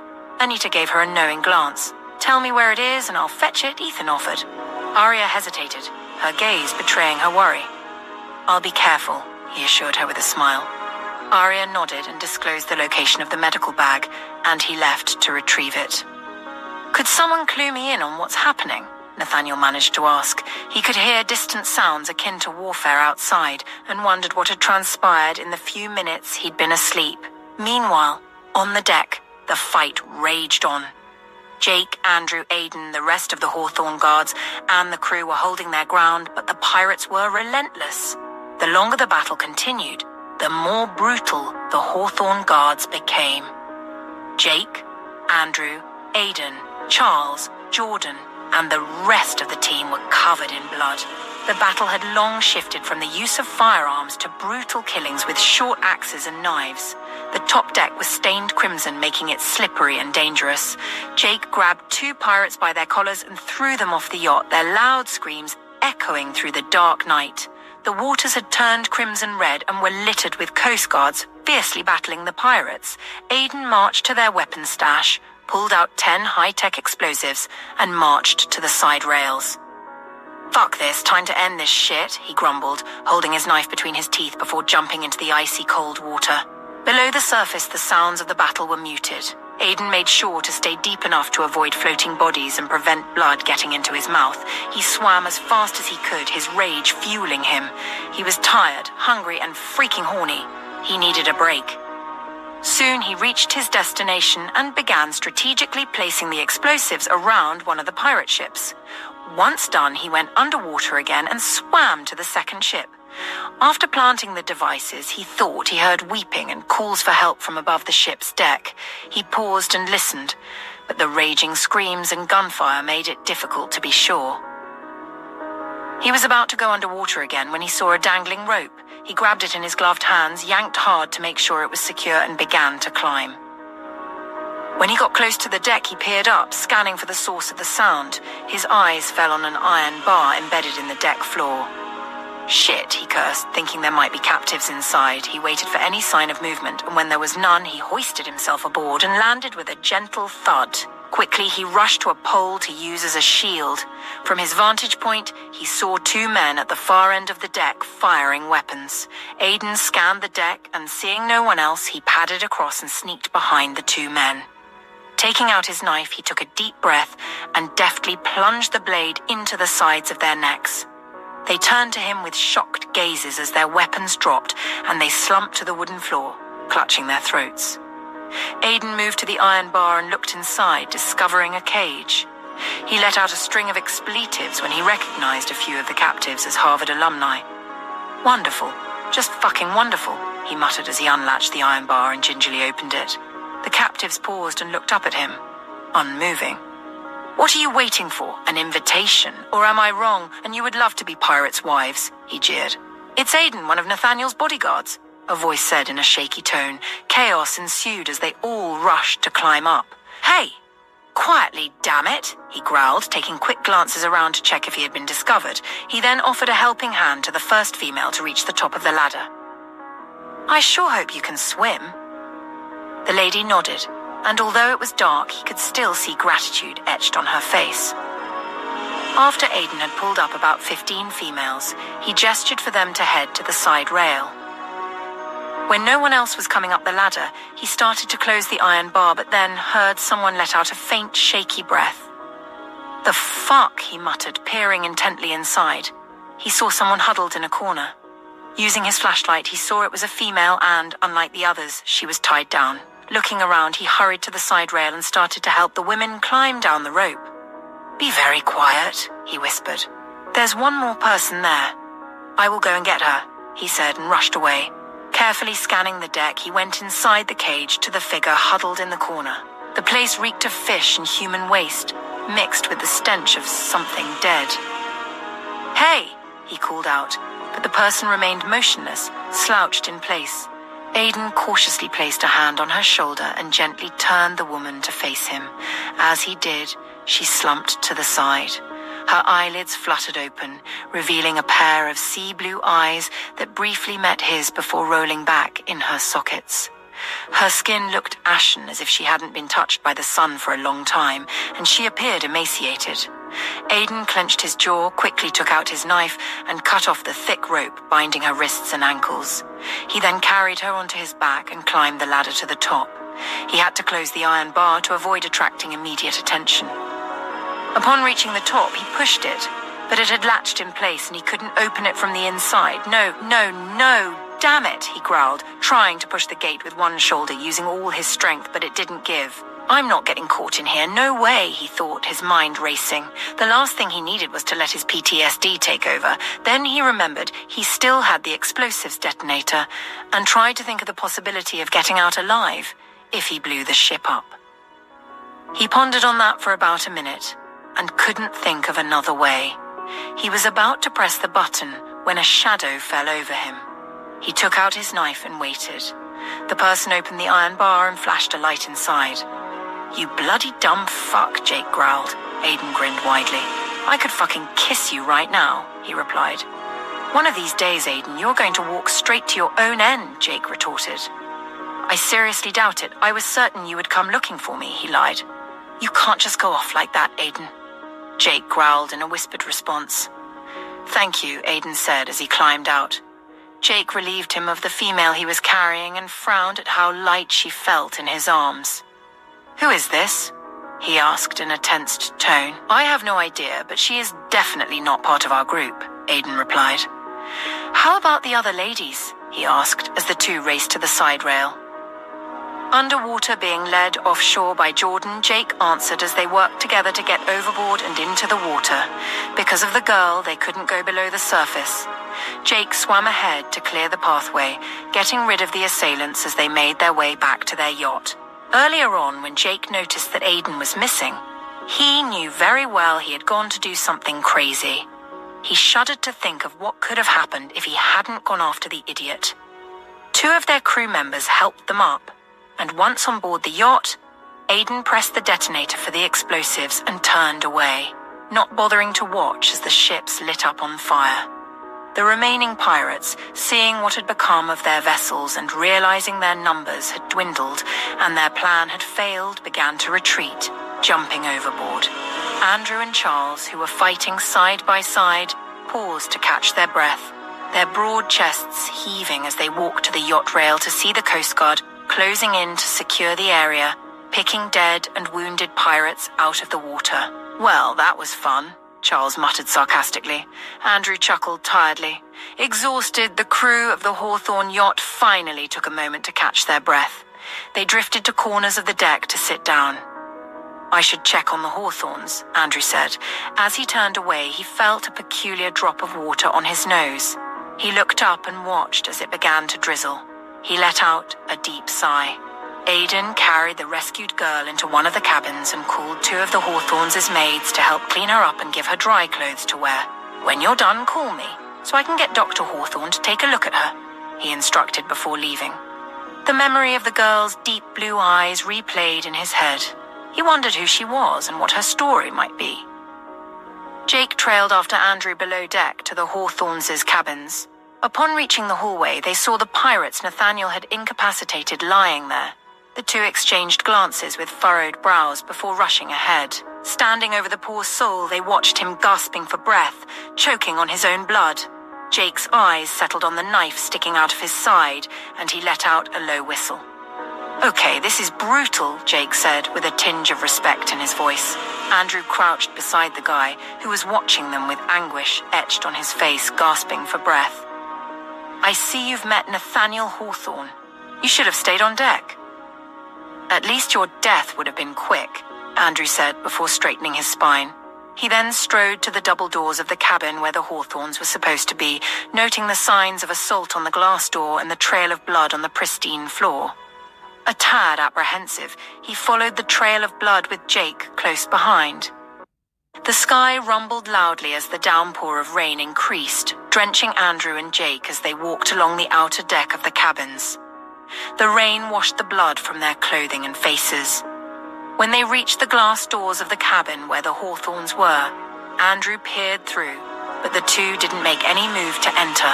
Nathaniel's bed was positioned sideways to the entrance in a corner. Jake and Andrew could see part of his legs, but he didn't have them in his line of sight. Aria had patched up Nathaniel and was feeding him his food, which had surprisingly survived the chaos. Ethan and Alex had brought the tray with food along with Aria's medical bag when they retrieved it. So she could administer his antibiotics and pain reliever. Andrew knocked on the door to get everyone's attention, and Tom Hill got up to pull aside the sliding door. "I see you survived the madness," Tom Hill quipped. "Glad to see you're still in one piece, Andrew." "You too, Jake," Ethan said. "Thanks," Andrew replied. Jake responded with a grateful nod. "If anyone needs medical attention, we can help," Anna offered. Earning a grateful smile from Andrew, Miss Bella, Miss Everly, and Alex joined in, expressing their relief that Andrew and Jake had survived the attack. While Jake responded to them, Andrew leaned close to Tom Hill, who stood by the doorframe, unfazed by the water soaking him, and whispered, "We noticed one slip down here. Poor bastard." Tom Hill hadn't seen what Nathaniel did to the gunman, but he was certain Nathaniel wouldn't have let him get away with scaring his family like that. "Well, he reopened his stitches, so I was certain he went all out for the man," Tom Hill replied in an equally low tone. "I hope he is all right?" Andrew quickly asked. Tom Hill nodded. "Thank God for Dr. Hawthorne," he replied. Owen and Liam, upon hearing their uncle's voices, got up from where they were nestled by their dad's side and knelt at the foot of the bed, where they could see the cabin entrance. Seeing blood pooling on the floor around their boots, the two grew worried. "Uncle Jake, Uncle Andrew, are you okay?" Liam asked. "Is that your blood?" Owen added, scrutinizing them with concern. "No, Owen, it's not our blood." "And yes, Liam, we are fine, thanks, buddy," Jake replied warmly. The corners of his eyes and lips wrinkled in a smile. "Dad got the bad guy, Uncle Andrew," Owen announced with a hint of pride. "He is one of the pirates, right, Uncle Jake? He shot at us," Liam added, giving his uncles a worried gaze. "Of course your dad got the bad guy, Owen. He is highly skilled," Andrew replied. The little boy grinned. Jake responded to Liam, saying, "Yes, he is one of the pirates, and a fool for shooting at children." Jake's voice was laced with annoyance. "What did he want, though?" Owen inquired with furrowed brows. "Probably to steal our yacht and the lady's jewelry," Liam responded, giving his brother a sidelong glance. "That's what pirates do," he added with a shrug, his voice tinged with conviction. "That's dumb.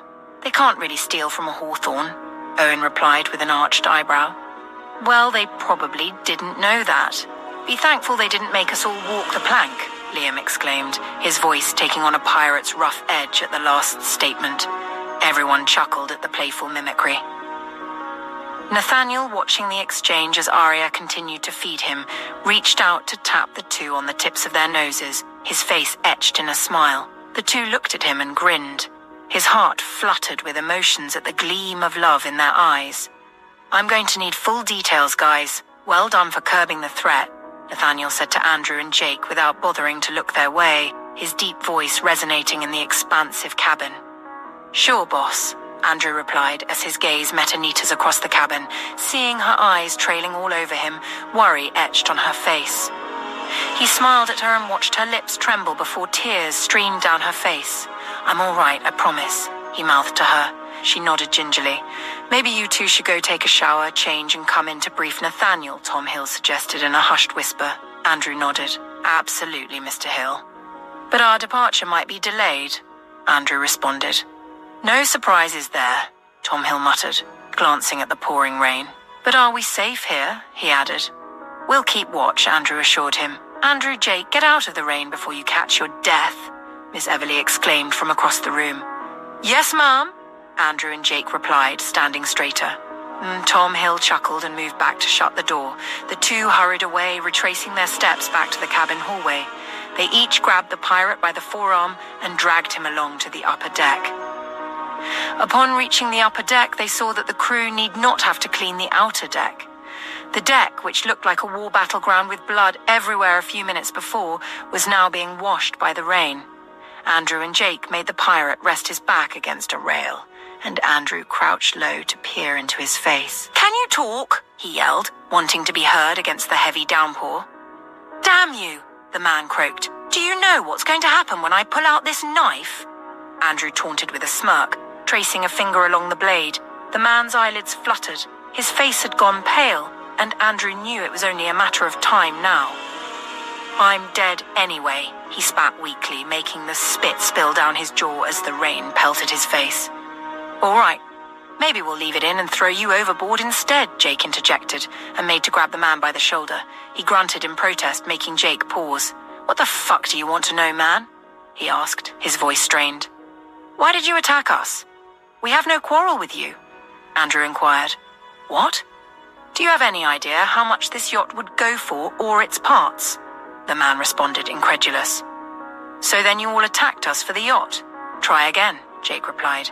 Mrs. Caldwell invited us to plunder you all rich fuckers. Instead, our men ended up getting killed. We weren't going to let that be for nothing. He growled weakly. Ah, of course, Mrs. Caldwell. That I believe, Andrew replied with a knowing smile.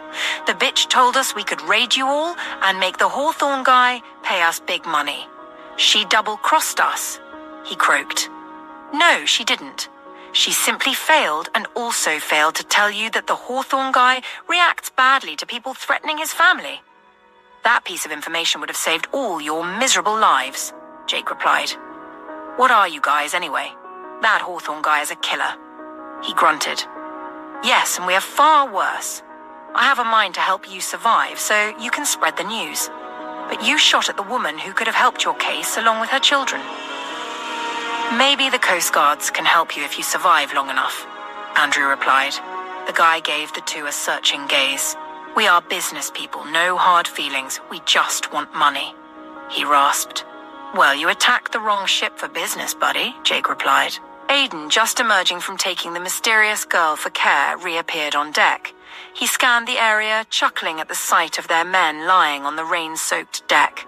Across the expanse, he observed the wreckage of the pirate ships, flames subdued by nature's hand. Tilting his face upward, he let the water cascade over him, taking a deep, calming breath before opening his eyes. Spotting Andrew and Jake standing over someone, he walked in that direction. It cost you nothing to save me, Aiden heard the man on the floor say. His brows furrowed as he stood beside Jake, peering down at the man and noting his pirate attire. What's his story? Aiden inquired. Mrs. Caldwell gave them the go-ahead to rob the alumni blind, especially the boss, Jake replied. Aiden chuckled. What, you guys don't have the internet on board to research your victims? He jeered. Funny, the man retorted in a dry tone. Are you going to freaking help me? Andrew shrugged. Like I said, it's all on you now. Survive long enough for the Coast Guard to help you. As for the medical personnel on this ship, I'm not letting them near your smelling arse, Andrew replied. Aiden listened to the exchange, his mind drifting back to the girl they'd rescued. I could be persuaded to go offshore to fetch one of the medics for you if you'd answer a few questions for me, Aiden offered. Andrew and Jake threw him a sidelong glance. Really? What do you want to know, huh? What's one more question when I'm here bleeding to death, eh? The man growled. Ignoring his jeer, Aiden crouched beside him. We found a few of the alumni on one of your ships, captured along with a female tied down in a cage. Who is she? Aiden asked, studying the guy's reaction. His eyes widened slightly before he lowered his gaze, fidgeting on his seat and clenching his jaw in evident pain from the wounds. It was clear he hadn't expected that question. I don't know what you're talking about, he replied. Okay, Aiden said, standing up. How long do you think we have to wait before the Coast Guards have time to speak to us? Aiden directed the question at Andrew in a non-committal tone. Andrew pondered about the girl Aiden mentioned and her whereabouts, but understanding Aiden's game, he shrugged. Probably daybreak, Andrew replied. I doubt someone with stab wounds to the gut and through a ribcage would last longer than 30 minutes, Aiden stated. That's at maximum, depending on their general health, Jake supplied in a matter-of-fact tone. Ah, how quaint. You three fancy yourselves clever, the man retorted weakly, clicking his teeth before sighing and responding. Her pa sold her to the captain, all right, he growled. Aiden positioned himself at his eye level, locking gazes with the man, and questioned, is that so? The pirate shrugged. They're worthless trash. Nobody cares about them. The man needed money for his gambling and approached the captain, he explained. Jake clenched his jaw and fists, his eyes smoldering with anger. You purchased a human being, he growled. Not me. Besides, it's not as if both parties didn't reach a favorable agreement, the man retorted. Andrew stared at him intently, wondering if the guy had gone mental. Did she consent to being sold, though? Aiden's voice was cold and low. She had no choice. Her pa sold her, did you not hear me? He snapped back. Why was she confined in a cage? Jake's voice dripped with fury. She is a feisty one, stabbed the captain when he tried to use her. He threw her in there to teach her a lesson, he explained. So he attempted to assault her. Aiden sought clarification. She's worthless on a ship, only useful for one thing, and she's easy on the eyes. He has to get value for his money somehow, doesn't he? He stated matter-of-factly. He paid a hefty sum, much more than her kind would earn in a brothel, he added. If only the man had been astute enough to gauge the men he was conversing with, he might have kept silent. But perhaps his desire for assistance clouded his judgment. Aiden seized him, hoisting him up by his label. Jake pulled out the knife stuck to the man's ribcage, eliciting cries of agony. Aiden then tossed him overboard. Man overboard! Jake shouted to the nearby Coast Guards, observing as they rushed to retrieve him from the water. When they hauled him out, he was spluttering water and gasping for breath. Where's the girl now? Andrew inquired, standing beside Aiden. Down below in my cabin, he responded. Andrew sighed. As they all drifted to their cabins to freshen up and change into clean clothes, Aiden noticed that the girl had been bathed and given a new dress. Her once dirty black hair was now washed and neatly tied in a bun atop her head, while her previously dirt-streaked face had been scrubbed clean, revealing pale skin. He wondered how long she had been left in the cage without food or water, but feeling her pulse, he could see she was still breathing. Leaving the cabin, he joined Jake, Andrew, and Charles to brief Nathaniel Hawthorne on what they had discovered so far. Jake smiled to himself as he noticed Owen and Liam peacefully asleep, nestled beside their dad. Why am I not surprised? Nathaniel remarked upon hearing the reason for the attack. Thank you guys for holding the fort, and you all need to rest. You know how Aiden gets when he's overwhelmed? He teased, eliciting laughter from the men, especially when Aiden let out a loud groan. Nathaniel chuckled. Please, see if it's possible to secure the ship while you all go get some rest, Nathaniel urged. Of course, boss, Andrew replied. There's one more thing, boss, Aiden said, then proceeded to inform Nathaniel about the girl. A furrow creased his eyebrows as he listened. He then glanced at Aria and Anita, who had been standing guard by the bed listening intently. Can we take a look at her? Aria asked the men. Please, Andrew responded. Aria and Anita trailed Aiden back to his cabin. Upon entering, they discovered the girl lying on the bed, appearing frail and emaciated. Concern painted their faces as Aria immediately approached her, gently assessing her pulse and breathing, while Anita evaluated her overall condition. It seems she's severely dehydrated and malnourished, Anita remarked, her voice laced with worry.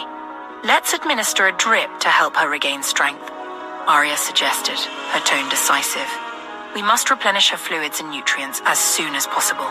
Anita nodded in agreement and left to gather the necessary supplies, while Aria prepared the girl for the procedure. She carefully positioned her on the bed, ensuring her comfort. The drip will deliver a balanced solution of saline and nutrients directly into her bloodstream. Arya explained, her voice calm and reassuring. This will aid in rehydration and replenishing essential vitamins and minerals she's lacking.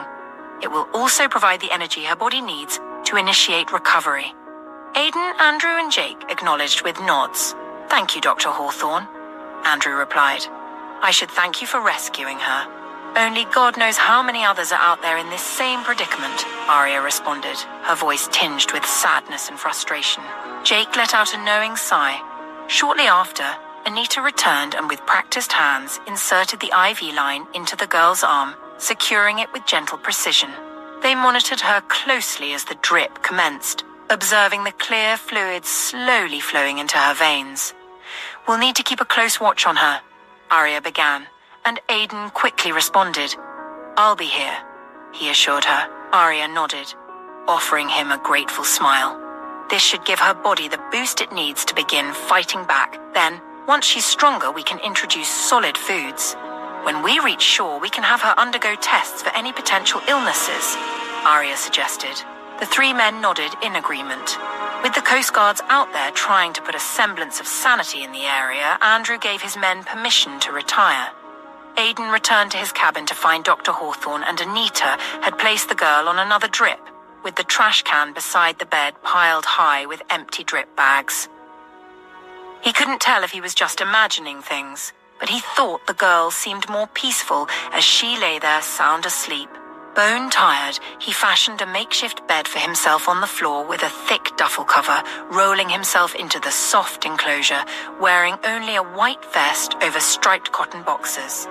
Later, in a lucid dream, Aidan became aware of a soft, comforting presence beside him. When he opened his eyes, he saw the girl they'd rescued sitting near him. "Hey," Aidan muttered, startled to find her watching him, a pair of blue eyes peering into his. He then sat up slowly, trying to gather his thoughts. What are you doing?"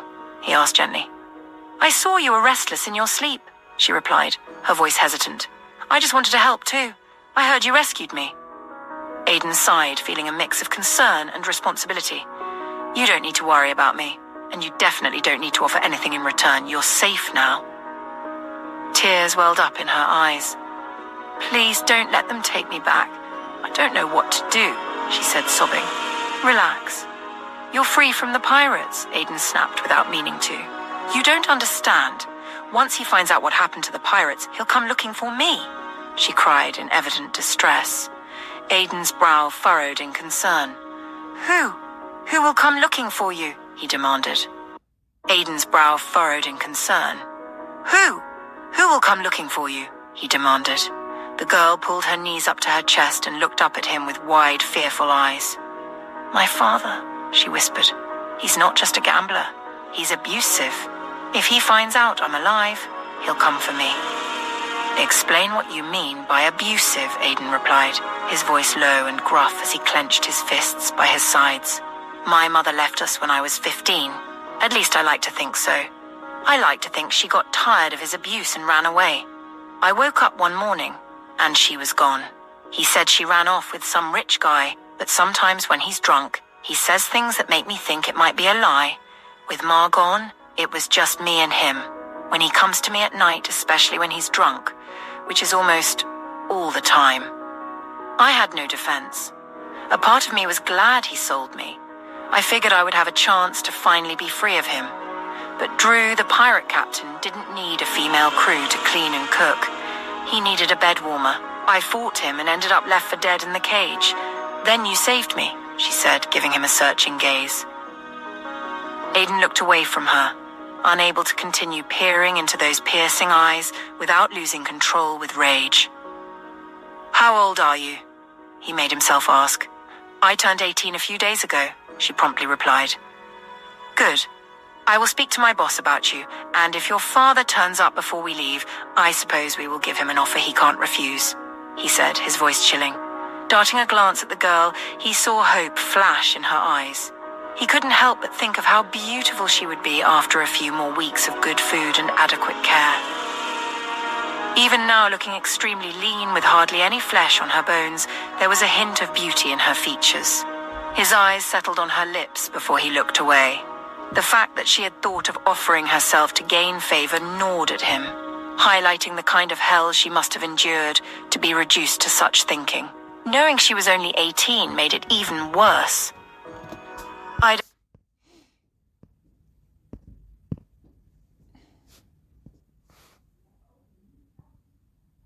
appreciate it if you didn't come too close to me while I'm asleep.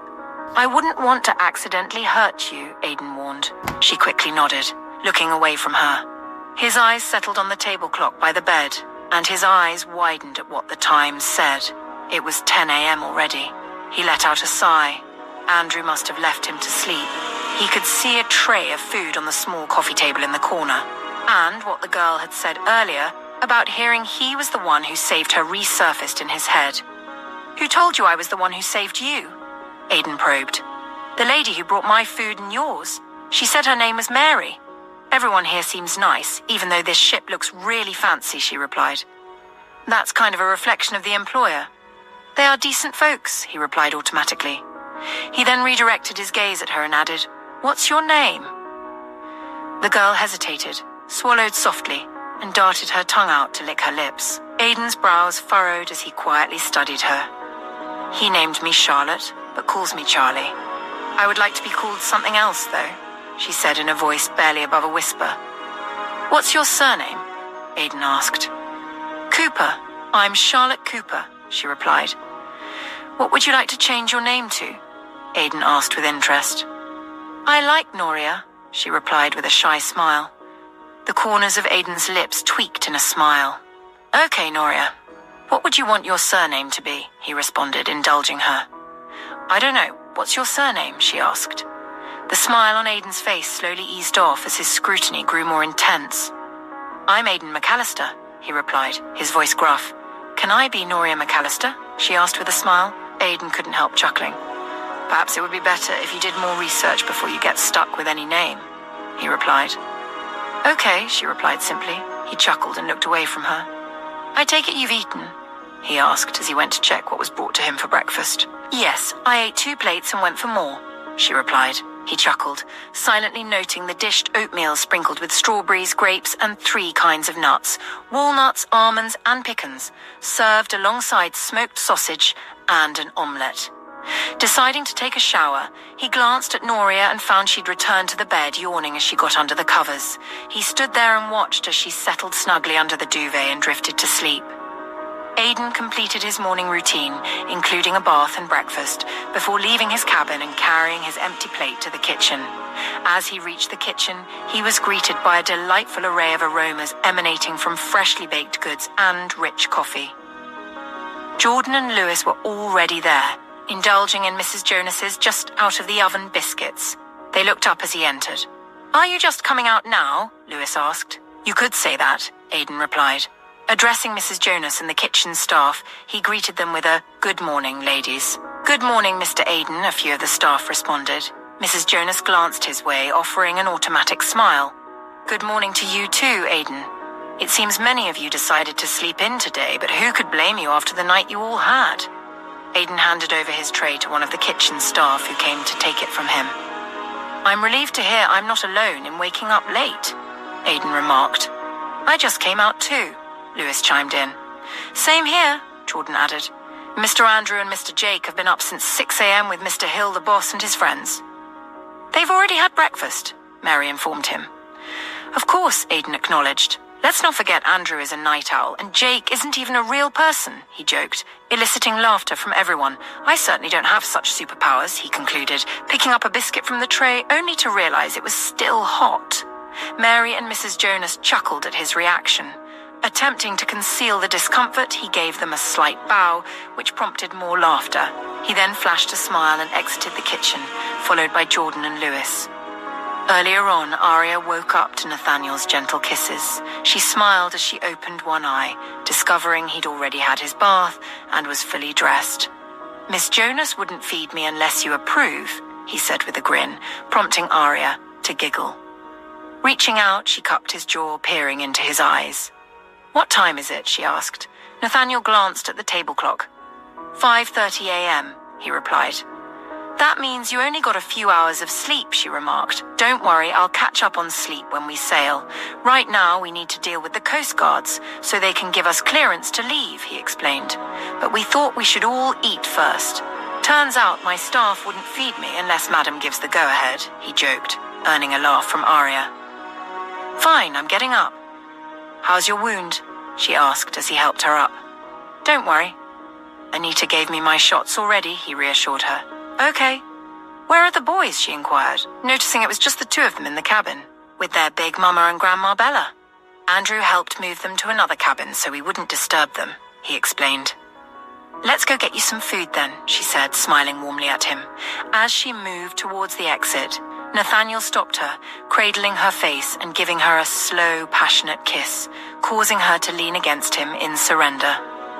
A few minutes later, Aria joined the rest of the group in the kitchen, ensuring Nathaniel had a hearty breakfast before going back to sleep. Later, Nathaniel, along with Ethan, Alex, and Tom Hill, joined Andrew and Jake on the upper deck. They watched the incoming Coast Guard vessel through binoculars. Should we let them on board, boss? Andrew asked as soon as Nathaniel appeared by his side. I think it's best I go down to speak with them and find out what they want from us, Tom Hill suggested. They've already boarded the other ship, and according to the captain, they've conducted interviews and recorded statements from everyone. It's possible they'll want to do the same for us, Jake elaborated. I can offer to speak on everyone's behalf, Tom Hill proposed. I'll go with you then, Andrew offered. All right, let Tom handle it. If they insist on coming aboard, let them know they'll have to undergo decontamination. That should be encouraging. Meanwhile, I'll be here within their line of view, Nathaniel instructed. Should you be standing for that long, boss? Andrew asked. We'll find a tall stool, Alex replied. Okay then, let's go, Andrew, Tom Hill said, leading the way. Alex and Ethan left and came back with stools, positioning them near the rails within view of the shore guards. Meanwhile, Andrew and Tom Hill were assisted onto a smaller boat. Jake stood watch by the rails, observing as Andrew started the boat's engine, listening as it roared to life. Andrew and Tom Hill approached the Coast Guards halfway, pausing for a conversation. Nathaniel observed as Tom Hill gestured to him, catching the Coast Guards' attention. He watched closely, attempting to interpret their body language. Andrew stayed silent as Tom Hill recounted their ordeal, explaining their need to seek refuge at sea for security reasons. The school president has provided us with evidence. We simply need to hear your account of what transpired. You must understand our duty here, Mr. Hill. Both the host and hostess, along with a prominent individual, are dead. A thorough investigation is necessary, and around here, everyone is subject to the law, one of the men asserted. I apologize if my words conveyed any resistance to that notion. We remained and assisted in dealing with the pirate situation when we could have fled for our own safety. Particularly, as I mentioned earlier, when Mr. Hawthorne was injured during the attacks, Tom Hill responded. We would like to interview everyone on board similar to our procedures with the other ships before permitting your departure, the man insisted.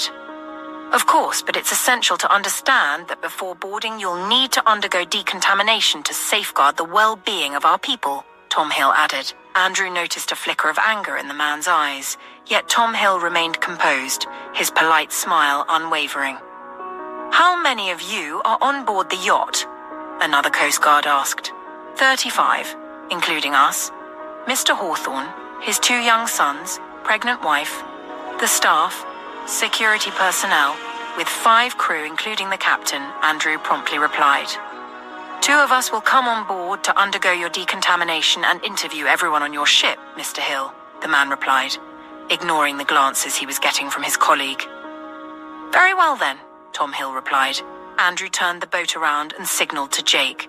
Jake left and returned with the spray bottles and 2 masks, wearing one himself, and waited. Andrew and Tom were the first to be lifted back up on board, followed by 2 Coast Guards. Standing back, Jake sprayed the 2 men in uniform before passing a mask to each of them. The 2 didn't appear pleased, but Jake didn't act like he gave a damn. When he finished, he gestured for the 2 to approach Nathaniel. And when they were about 6 feet from him, Jake yelled, "Close enough." The 2 turned to glare at him and he smirked. My apologies for the peculiar hospitality, officers. You must understand why we have to take precautions. It's been quite a weekend, Nathaniel said. "We understand, Mr. Hawthorne, but you must know we are only trying to do our jobs," one of the guards replied. "Of course, and you have our full cooperation with whatever you need," Nathaniel responded. "Can you please instruct your men to call everyone out on deck?" the second guard interjected. "By everyone, you mean?" Nathaniel inquired. "I mean everyone on this yacht, or we might have to search," the other guard replied, prompting Nathaniel to level a cold gaze at him, making the man shift uncomfortably on his feet. "My wife, my sons, with a few of my crew and some staff members are still asleep because they were up all night dealing with your pirate problem," Nathaniel said through gritted teeth. "Mr. Hawthorne," the guard tried to interrupt, and Nathaniel paused to hold his gaze, causing the man to swallow hard and exchange a quick glance with his colleague. "I've been informed that you've interviewed the other alumni alongside the school officials. Our experiences are similar, and while I appreciate your commitment to due diligence, let's not overstep our bounds here," he concluded. "We will speak with the ones available, if you please," the other guard quickly replied. Andrew called out all the staff that were awake, while Tom Hill stood beside them during the interviews. Tom could tell that the Coast Guards were frustrated by the responses they were receiving, as most of the Hawthorne staff had nothing noteworthy to share beyond their involvement in ensuring safety. After interviewing 10 staff and crew members, including Nathaniel, Alex, Ethan, Jake, and Andrew, the Coast Guards exchanged resigned glances and stowed away their recorder and notepad. "Thank you for your cooperation, Mr. Hawthorne. Please give us a few minutes, and we will let you know when to leave," one of the Coast Guards said. Nathaniel gave him a curt nod. However, as they were about to disembark from the yacht, Ms. Jonas emerged with a bag filled with food served in takeout containers. "Dr. and Mrs. Hawthorne arranged for these to be sent to your men earlier. You must be hungry and tired after working all night. Keep up the good work," she said.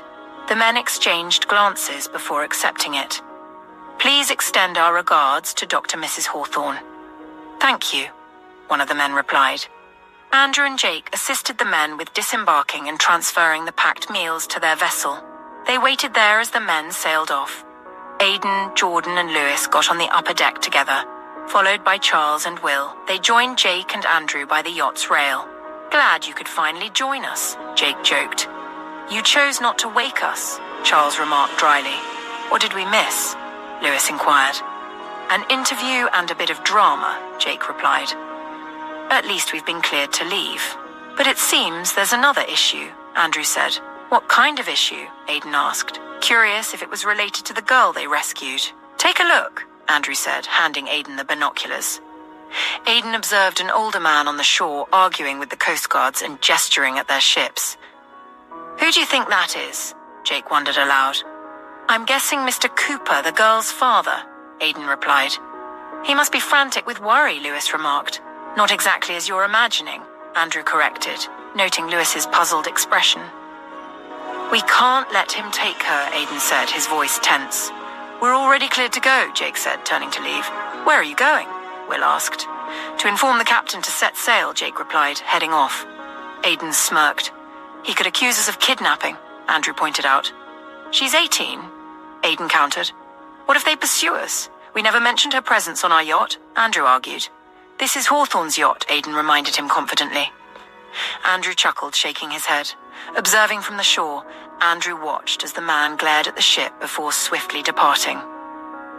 Andrew sensed he wouldn't relent easily, and heaven help him if either Jake or Aidan got hold of him. About an hour later, a crew member went to get Andrew. Both the ship carrying the alumni and Hawthorne's yacht were sailing together with a slight distance between them. Upon reaching the rear of the yacht, the captain handed Andrew a pair of binoculars. Using them, Andrew spotted a lone fisherman's boat, following them from a distance. Andrew knew exactly who it was. "We might be mistaken, but I believe the boat is tailing us," the captain informed Andrew. "Let him," Andrew replied, passing the binoculars back and giving the man a friendly pat on the shoulder before walking away. Andrew left the upper deck and headed to the kitchen, confident he would find most of the men there. Enticing aromas had been wafting from the kitchen since daybreak, and he knew the men would want to indulge. He smiled to himself upon entering the kitchen and finding not just a few of the men, but all of them, along with the crew. Miss Jonas was serving baked goods, and there was even a lineup for them. Andrew shook his head, chuckling. "You are all so predictable it is concerning," he teased. "Wait till you try these and tell me what you think," Aidan replied. "Thank you, Miss Jonas, but please let's do this in moderation," Andrew said, prompting loud groans to resound in the cabin. Miss Jonas chuckled. "Yes, Mr. Andrew," she replied. "Jake, Aidan," Andrew called, catching the two men's attention. "Sidebar," he added, gesturing for them to come to him. Aidan and Jake exchanged glances before approaching him. "Whatever it is, I'm innocent," Aidan said as he came to a stop in front of Andrew.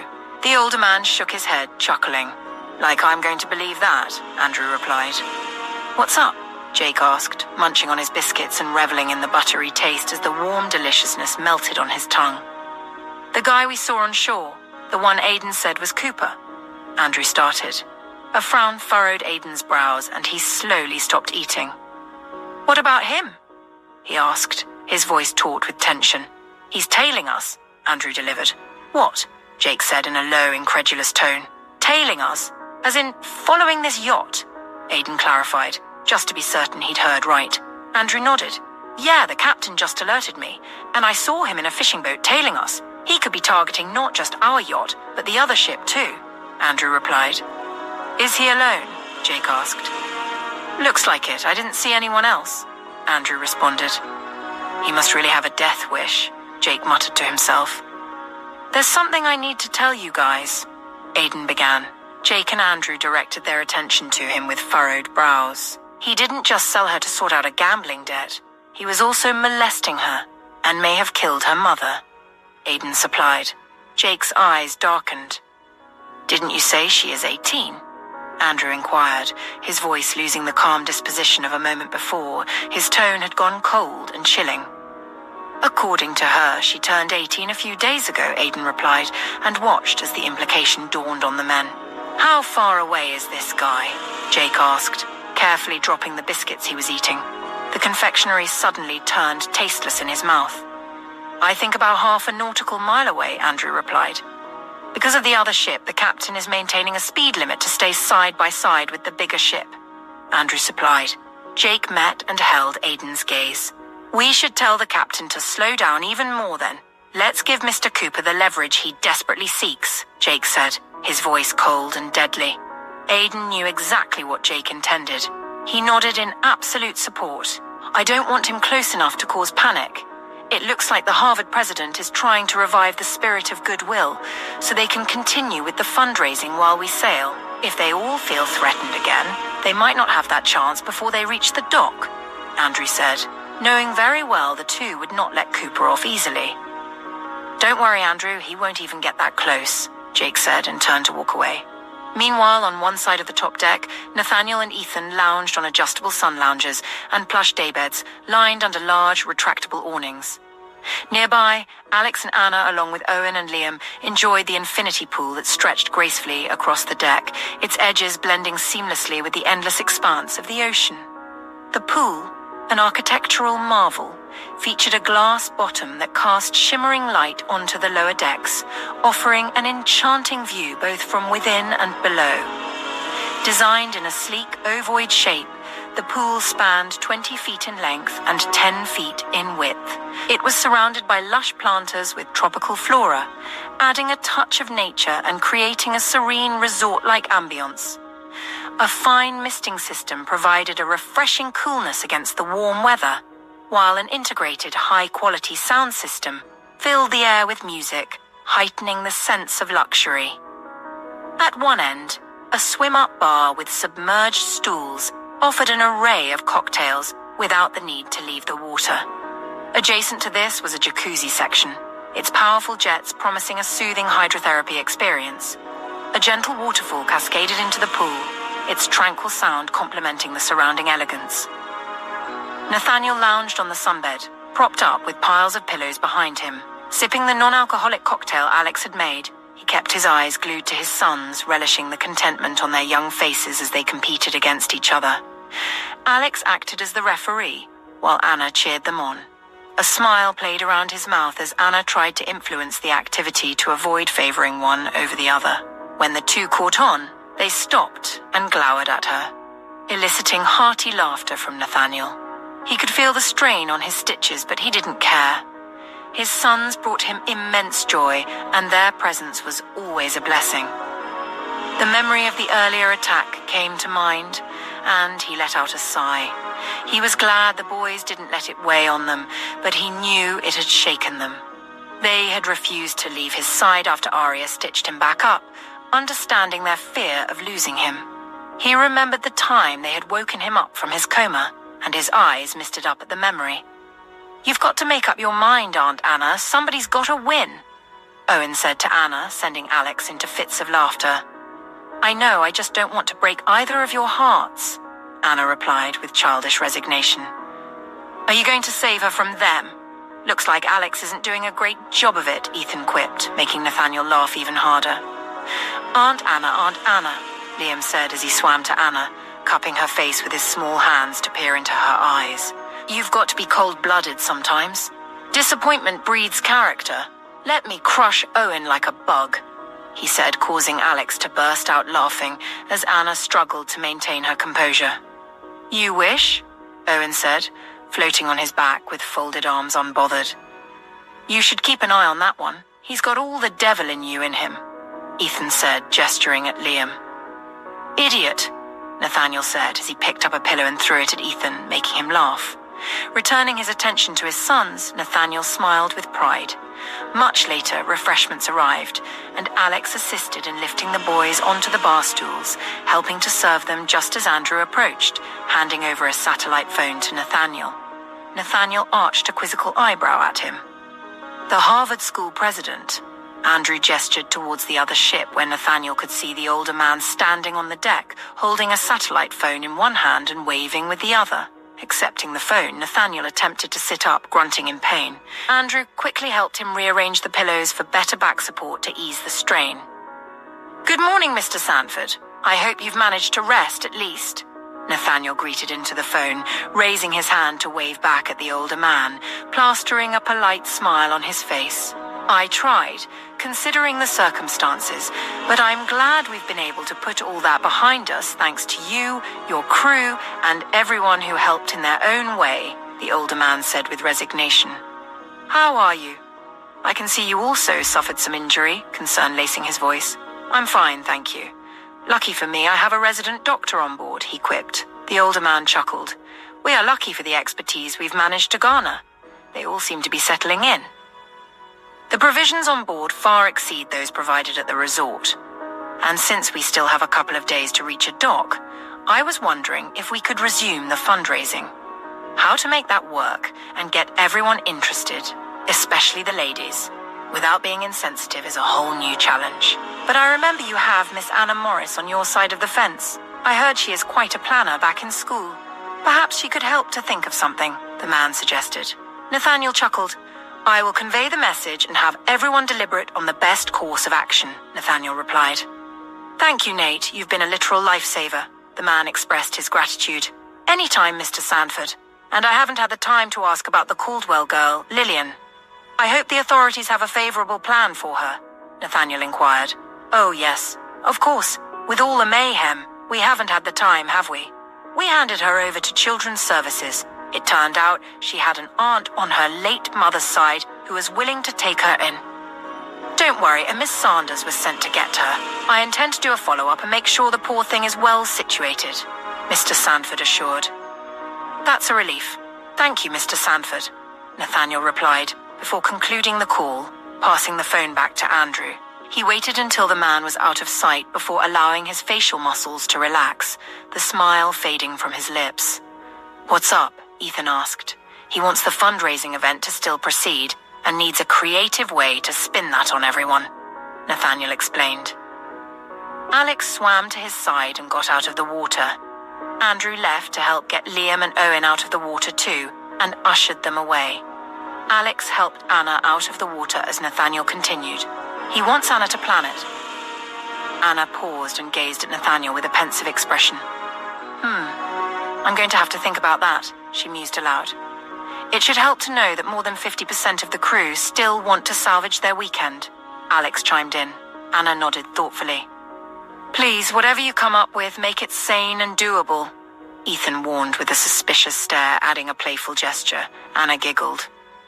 Aria awoke to the tickling sensation of something soft and feathery trailing over her nose. She opened one eye, slightly irritated, and saw Anna peering at her with a mischievous smile.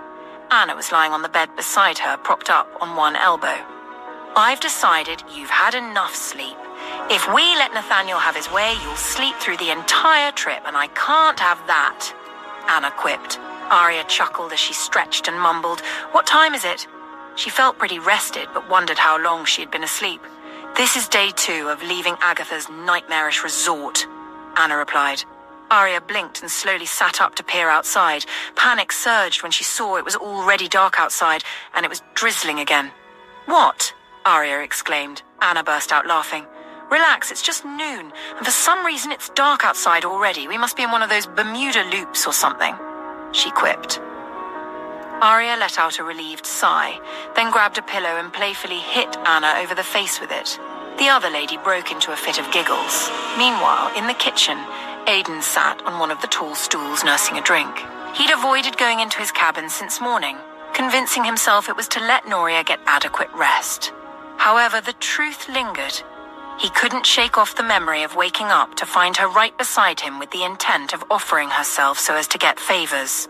He figured she required extensive therapy, guidance, and room to grow, not just physically, but mentally and emotionally, away from the traumas that had defined her existence. Seeking solace among the other guys helped divert his thoughts momentarily, but he couldn't help overhearing when Anita entered the kitchen to instruct Miss Jonas on Noria's diet.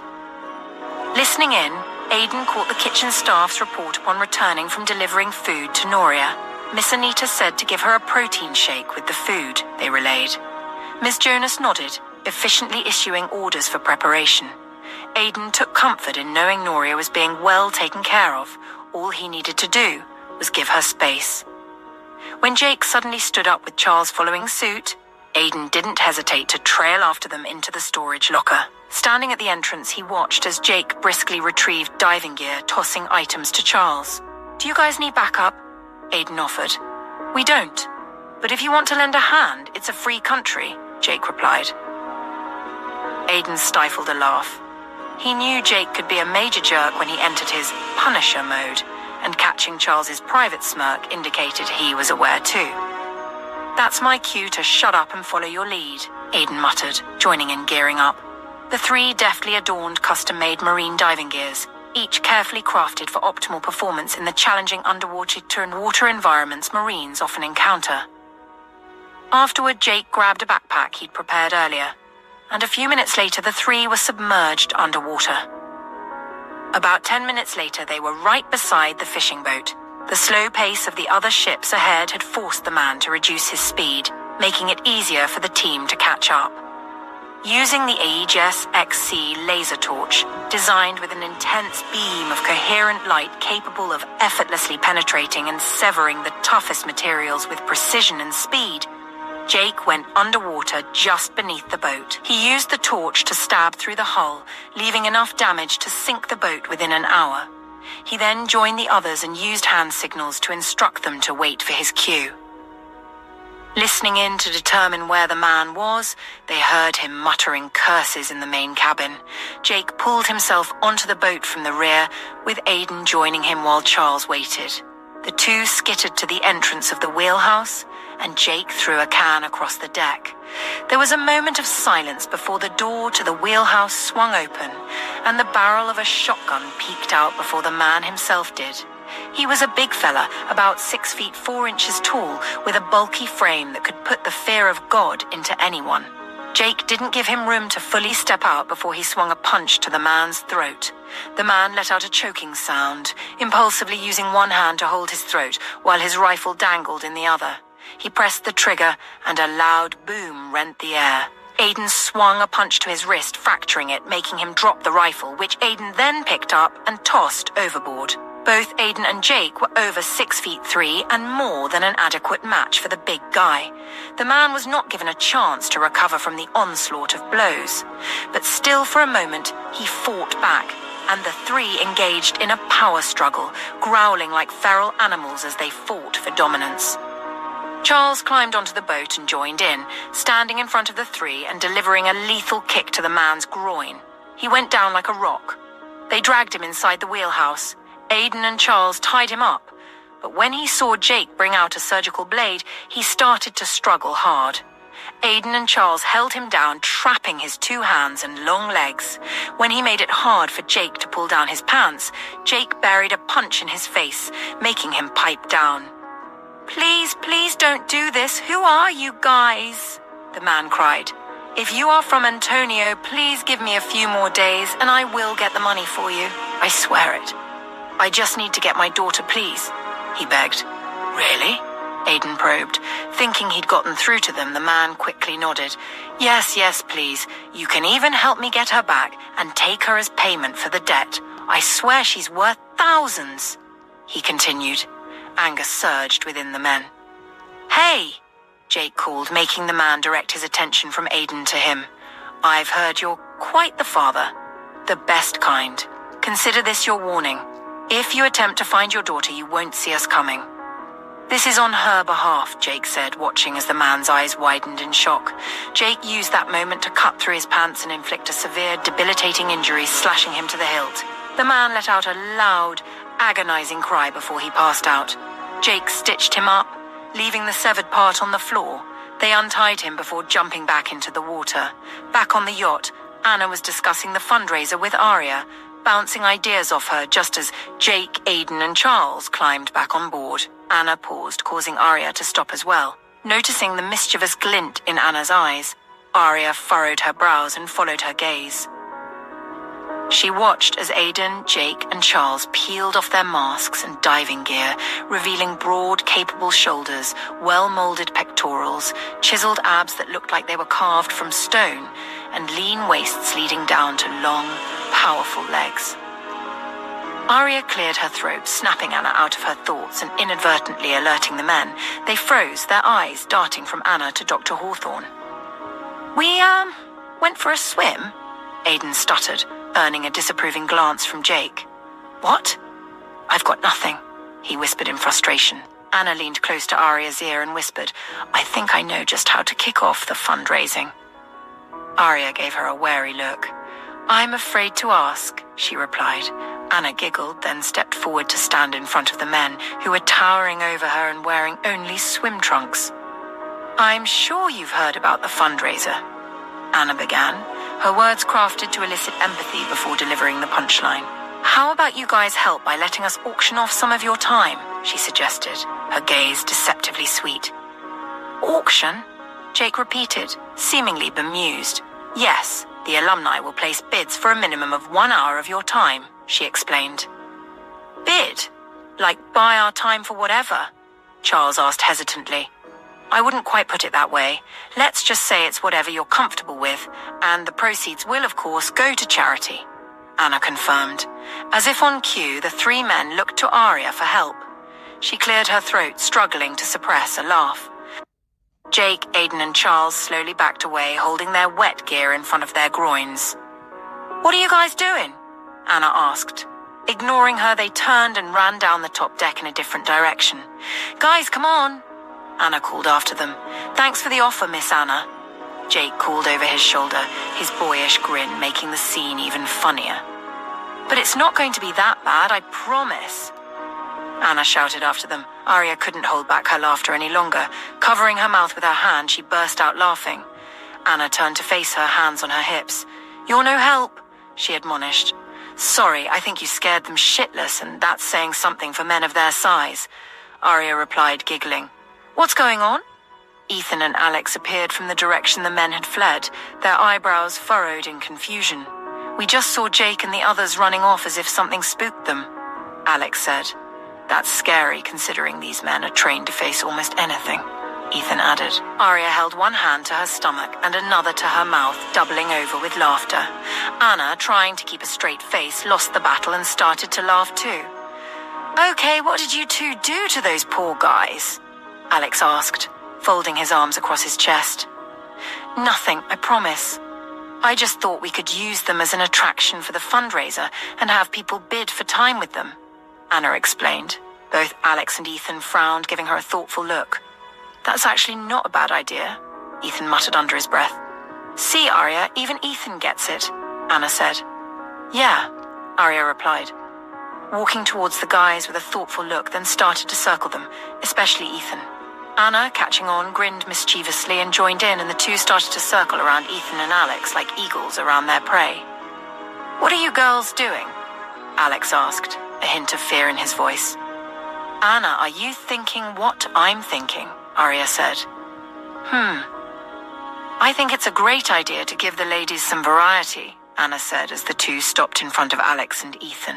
It's a shame both Alex and Nathaniel are taken. It would have been quite a show, Arya said. Quite a show, Anna enunciated before they suddenly directed their attention to Ethan. Gosh, I hate the combination of you two. I just knew you were going to come up with something utterly devilish, Ethan remarked, a tad apprehensive. Anna and Arya fought back laughter. So is that a yes? Will you join the chosen Hawthorne men for the noble cause? Ethan took 2 steps back, Alex followed suit, and the two turned and ran down the deck. Anna let out an exasperated sigh and yelled after them, We're on a ship, guys. You can't really run away. Don't worry, we'll get them, Arya said with a grin, slipping an arm around Anna's waist for a side hug. Aidan, Jake, and Charles changed into regular clothes and joined the others in the kitchen. As he sat down, Jake checked the time, noting that they had only been gone for less than an hour and a half. Where did you guys disappear to? Miss Jonas asked as she served them chicken pot pie. We went for a swim, Charles replied, gesturing to their wet hair. It's freezing out there now. Be more cautious next time, the older woman admonished. Yes, ma'am, the three replied in unison with a smirk. Meanwhile, Nathaniel lounged around a marine fire table not far from the pool, accompanied by his sons Tom Hill, Bella, Miss Everly, Anita, and Andrew. Alex and Ethan hurried towards them. Ethan had gone to check his work mail earlier while Alex had been looking for Anna. Nathaniel's attention shifted as he caught sight of Arya and Anna approaching behind them. A slow smirk played on his lips as his heart leaped at the sight of her. She wore a long jacket over a flowing sundress, her hair pinned up to reveal her high cheekbones and her naturally glowing face. Where's the fire? Tom Hill quipped at the two men, just as Liam and Owen exclaimed, Mummy! The boys ran across the deck to meet their mother. Nathaniel stood up, despite his wound, his gaze meeting and holding hers. She smiled at him before bending to hug their boys. I propose we let Anna off this ship at the nearest dock, Ethan suggested. Hey, that's my woman, Alex protested with mock seriousness. You are free to get off with her, man. That girl is evil incarnate, Ethan replied. Alex burst into laughter. Dramatic much? Anna responded, rolling her eyes as they all joined the group. Arya walked straight to Nathaniel and looked up at his face, their gazes meeting tenderly before he cupped her neck and pressed a kiss to her lips. I missed you, he whispered close to her ear. She wrapped her arms around his middle, careful of his bandages, and hugged him tightly, pressing her face against his chest. Nathaniel embraced her warmly before kissing her forehead as they settled down on the sunbed. Liam quickly went to Arya, and she lifted him to sit on her lap. Owen also wanted her attention, but Nathaniel scooped him up and settled him beside his mother, allowing him to nestle against her. He smiled to himself, seeing his son's content. He understood the feeling well. He wanted to hold her close too. Can you believe this woman is planning to use Nathaniel's men and me for a fundraising exhibition? Why not just strip me of my manhood while you're at it? Ethan exclaimed loudly, his dramatic flair earning laughter from everyone. I'm telling you, we saw Jake, Aidan, and Charles running from these two, Ethan continued. Nathaniel chuckled, amused. Andrew smiled to himself, unsure how his men would take Anna's proposal, considering what it would entail. He figured they would be uncomfortable, especially having to do that in real time. He chuckled at the picture Ethan Blackwood painted with his tails. I'll pay $1,000 to be with any of those hunks. Wouldn't mind you too, Blackwood. A female voice from the other ship drew their attention. Nathaniel swore Ethan blushed. He chuckled. Arya recognized the girl from the biochemistry department. Nice thinking, Anna. the girl said, raising a martini glass before starting to head away from the guardrails. See? Anna squealed with delight. Thank you, Amy. She called after the girl, who waved back. Nathaniel noticed a few alumni on the deck of the other ship, much like their group, enjoying a relaxing moment around the pool and propane fire. Andrew furrowed his brows thoughtfully. Perhaps I could help convince the guys, he proposed. Anna squealed and ran to him, wrapping her arms around his neck for a hug. Andrew and Anita laughed at her enthusiasm. Thank you, she repeated gratefully, when she included Anita in the embrace and exclaimed, Bestie? Anita's brows furrowed in response to the term. Aria gestured discreetly from across the seating arrangement and silently mouthed, just roll with it. No point in questioning it. Anita burst into laughter. Aria spotted another girl on the adjacent ship staring intently in their direction, her face partially obscured.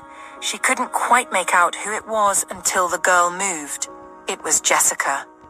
A cold rush swept over Aria as Jessica took a final glance at their group before walking away. Even from that distance, Aria could feel the girl's resentment. She silently thanked God that they were all on different ships. Are you cold, Mommy? Owen asked, capturing Nathaniel's attention. Are you cold, baby? He whispered, leaning close to Aria's ear. No, I'm fine, thanks. Aria replied to Nathaniel, smiling warmly at Owen before pressing a kiss on his forehead. When she pulled back, Nathaniel pointed to his lips, offering her his cheek. She giggled and kissed him on the lips. All right, what are the rules? Andrew asked. Anna beamed at him and responded. But afterward, pressing a kiss on Anita's lips, Andrew left the group and headed to the kitchen. Jake tensed up suspiciously when he saw Andrew appear between him and Aiden. Andrew gave him a sidelong glance and smirked. No, Jake responded. Andrew chuckled. Come on, it's for a good cause, and besides, you guys will have fun regardless, he argued. It's easy for you to say. It won't be your ass on display in front of hungry hyenas, Charles retorted. They want men who aren't attached, Andrew replied.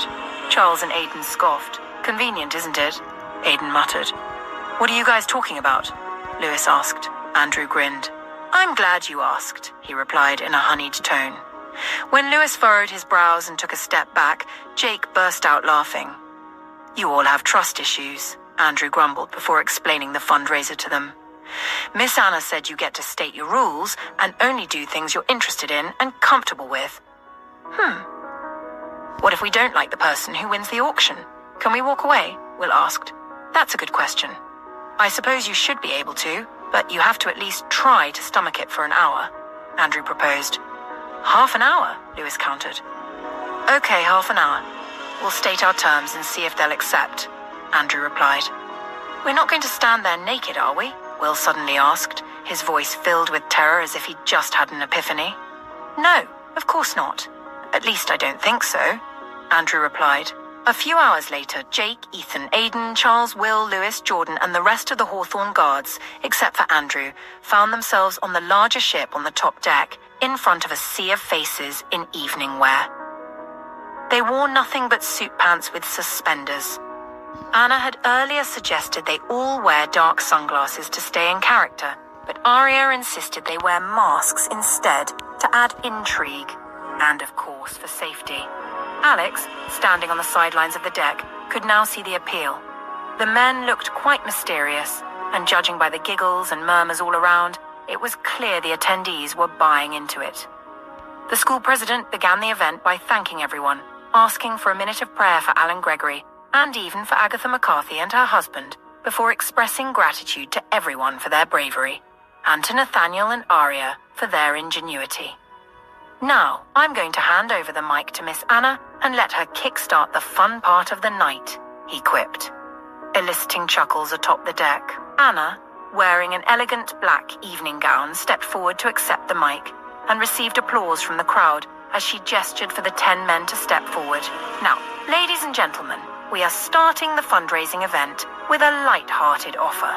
For those of us in need of a date, these men have generously offered their time for the cause, and we appreciate their kind gestures. Please give a round of applause for these noble men, Anna encouraged, and the applause was deafening, mixed with loud howls and whistles that made Anna giggle. Oh boy, Alex murmured to himself. I know, right? Anna said into the mic before fanning herself. Arya, watching from the other ship, chuckled at Anna's dramatics. She thought Anna was a natural at these things. They had all dressed up to witness the event, although only Alex had accompanied Ethan and Anna along with the Hawthorne men to the other ship. Nathaniel had excused himself and his family due to his injury and Arya's pregnancy. Without much ado, here are the rules. Anna stated the rules and then added, "Man in Mask 1, please step forward." Jake stepped forward, feeling quite exposed with the dumb game and hoping whoever won him would at least be worth his 30 minutes, which was how long he had decided to stomach the entire charade. "We are starting the bidding with $1,000 for contestant number 1, Anna said. Jake frowned under his mask, thinking there was no way anyone would be foolish enough to waste that kind of money on this sort of game. $2,000, a woman yelled across the cabin. "Whoa," Alex muttered in excitement. He had thought the same as Jake and figured Anna should have started a little lower than that, but clearly he was mistaken, and his genius socialite had judged the crowd perfectly. He chuckled to himself, folding his arms against his chest. The Hawthorne staff aboard the yacht erupted in cheers, applauding enthusiastically. "All right, do I hear 3,000? Going once, going twice," Anna announced. 5,000, another woman yelled. "This is madness," Jake muttered to himself, though secretly thrilled to see the ladies vying for his time. A slow smirk stretched across his lips as he directed his gaze at the two contenders. One was a brunette with decent features, while the second was dark-haired, and the way she looked at him made Jake certain she didn't just want a date. "Okay, this is not so bad," he muttered to himself. "Thank you for raising the bar, Jane. Can I get 6,000? Anna continued with evident excitement. 8,000, the first bidder yelled. Before she could finish, another new contender yelled, 11,000. Jake adjusted his posture, enjoying the female competition. Andrew, watching from the yacht, lowered his gaze, shoulders shaking with laughter. "Stupid peacock," he muttered under his breath. "I can't help but wonder how wild those girls would have gotten if you were up there," Arya whispered close to Nathaniel's ear. He was propped up beside her on the sunbed, watching the event with a lazy smile etched onto his handsome face. He chuckled. "I know you would pay all the money in the world to get me out of there," he quipped. Arya pressed a kiss on his lips and whispered, "Ah, you're cute. Do you think I would even let you get as far as being on display?" Nathaniel shook with laughter. 11,000 from Christine, Anna announced with a pleased smile and then added, "Do I hear 12,000? There was a brief pause before a familiar voice said, 15,000. Jake froze. It was Jessica. "Hell no," he growled loudly enough for Anna to hear. She threw him a reassuring glance and looked directly at Christine. 16,000, Christine called out as if compelled to. "Thank you, sweet baby Jesus," Jake muttered in relief. Aiden and the others stifled laughter. 16,000 from Christine, Anna exclaimed. When she saw Jessica preparing to raise her paddle, glaring at Christine, Anna quickly added, "Sold! Man in Mask 1 sold to Christine Powell. You rock, girl!" Anna shouted, eliciting a round of applause. "Wow, that's a good start," the school president said from beside Anna. "Good job," he praised her. Anna beamed in Alex's direction and he blew her a kiss. Anna could feel Jessica's stare from across the deck, but she didn't care. She wasn't about to let the witch get her claws into any of Nathaniel's men. It quickly became clear that Jessica wasn't about to give up. When Anna announced the bid for the man in Mask 2, which was Aiden, Jessica started the bidding at $15,000. "I swear to God I will jump overboard if you let her have me," Aiden threatened Anna, his voice low and meant only for her ears. Anna fought down a laugh. Surprisingly, Melinda jumped into the fray, and the two contenders went at it like rivals. Aiden felt quite uncomfortable and kept dropping threatening hints until another contender, who wasn't one of Nathaniel's exes, joined the bidding. Anna repeated her earlier tactic, ensuring Aiden didn't end up with either Melinda or Jessica. "Sold at $18,000. Woohoo!" Anna cheered. If looks could kill, Arya was certain Anna would have dropped dead. Jessica and Melinda glared at her, clearly catching on to her game. When it was Ethan's turn, Jessica and Melinda pulled back, allowing new contenders to bid. Ethan had been a little mortified that no one might bid for him, or that he might go for a ridiculous amount compared to the heftier men. But to his surprise, Anna closed his bid at $15,000. He thought that wasn't bad at all. Anna continued to sidestep Jessica until the last of the Hawthorne men stepped forward. Melinda started the bid at $25,000 just to irritate Jessica, but Jessica upped the amount by 1,000. The two glowered at each other until Melinda yelled, $35,000! Anna threw Will an apologetic glance and yelled, "Sold!" Jessica's growl of rage resounded over the deck as she stormed away. "The lesser evil, huh?" Will muttered. Anna reached for his hand to squeeze it encouragingly. "Remember to use the rules to your advantage," she said and winked. Will chuckled. Next, they auctioned off an expensive bottle of wine provided by Nathaniel, and the men went at it for a few more minutes. Donations were called for after that, and with the beaming smile on the president's face, Nathaniel could tell they'd done well. He picked up his phone and sent in a donation too, on behalf of himself and Aria. "I suppose Uncle Aidan will get laid now," Liam whispered to Andrew, who went very still. When Anita gasped, he was sure she'd heard him too. "What?" Anita responded in a shocked whisper. "Yeah, Aunt Anita, earlier on, Uncle Aidan was saying something about..." Andrew clamped his hand over the young boy's mouth. His eyes widened as he gingerly looked around to make sure no one else had heard. "I forbid you, Liam Hawthorne, to repeat that word. Do you hear me?" Andrew whispered to him. Liam slowly nodded. When Andrew removed his hand from Liam's mouth, Liam said, "I could be persuaded with $100, you know, for a gentleman's agreement," and then held out his small hand. Anita stifled a laugh. Andrew threw her a glare before giving Tom a glance. Tom caught his gaze and raised his eyebrows as if to ask, "What did I do?" Meanwhile, on board the other ship, Anna concluded her part of the hosting and handed over the mic to the school officials, who encouraged a deafening applause for her as she left the elevated platform. Alex met her halfway, lifting her up. "You were amazing," he gushed with pride before kissing her. "Thank you, my love," she replied with a happy smile. "Can we head back?" "Andrew is supposed to send the crew to get us once you're ready," Alex said. "Give me a sec, let me quickly go to the restroom," Anna said. Alex made to follow her, but was stopped by one of the guys offering him a handshake and asking if he could join them on the other yacht. We can ask Nathaniel," he replied awkwardly for lack of what to say. Anna hurried down the side deck, holding onto the guardrails towards the glowing signage that illuminated the word restroom. Upon reaching it, a figure appeared by the door, blocking her way. Anna let out a sigh when she saw it was Jessica. She'd hoped to avoid the confrontation. "Hey, Jess!" Anna greeted her in a friendly tone and made to walk past her, but Jessica blocked her path. "I know you did that on purpose. Humiliating me in front of everyone, as if you and Alex doing it in front of Nate and that bitch Aria wasn't enough," Jessica accused, advancing towards her in a menacing stance. Anna backed away. "Look, Jessica, you came to our group to insult me, Alex, and Aria. We had no quarrel with you. Whatever problem you had with Nate was between the two of you," Anna retorted. "Oh yeah, was humiliating me just now part of the payback?" Jessica yelled. Angered now, Anna shouted, "The men didn't want you, okay?" Jessica growled and lunged at Anna. The next thing Anna knew, she was plummeting into the cold, icy water. She let out a loud, piercing scream.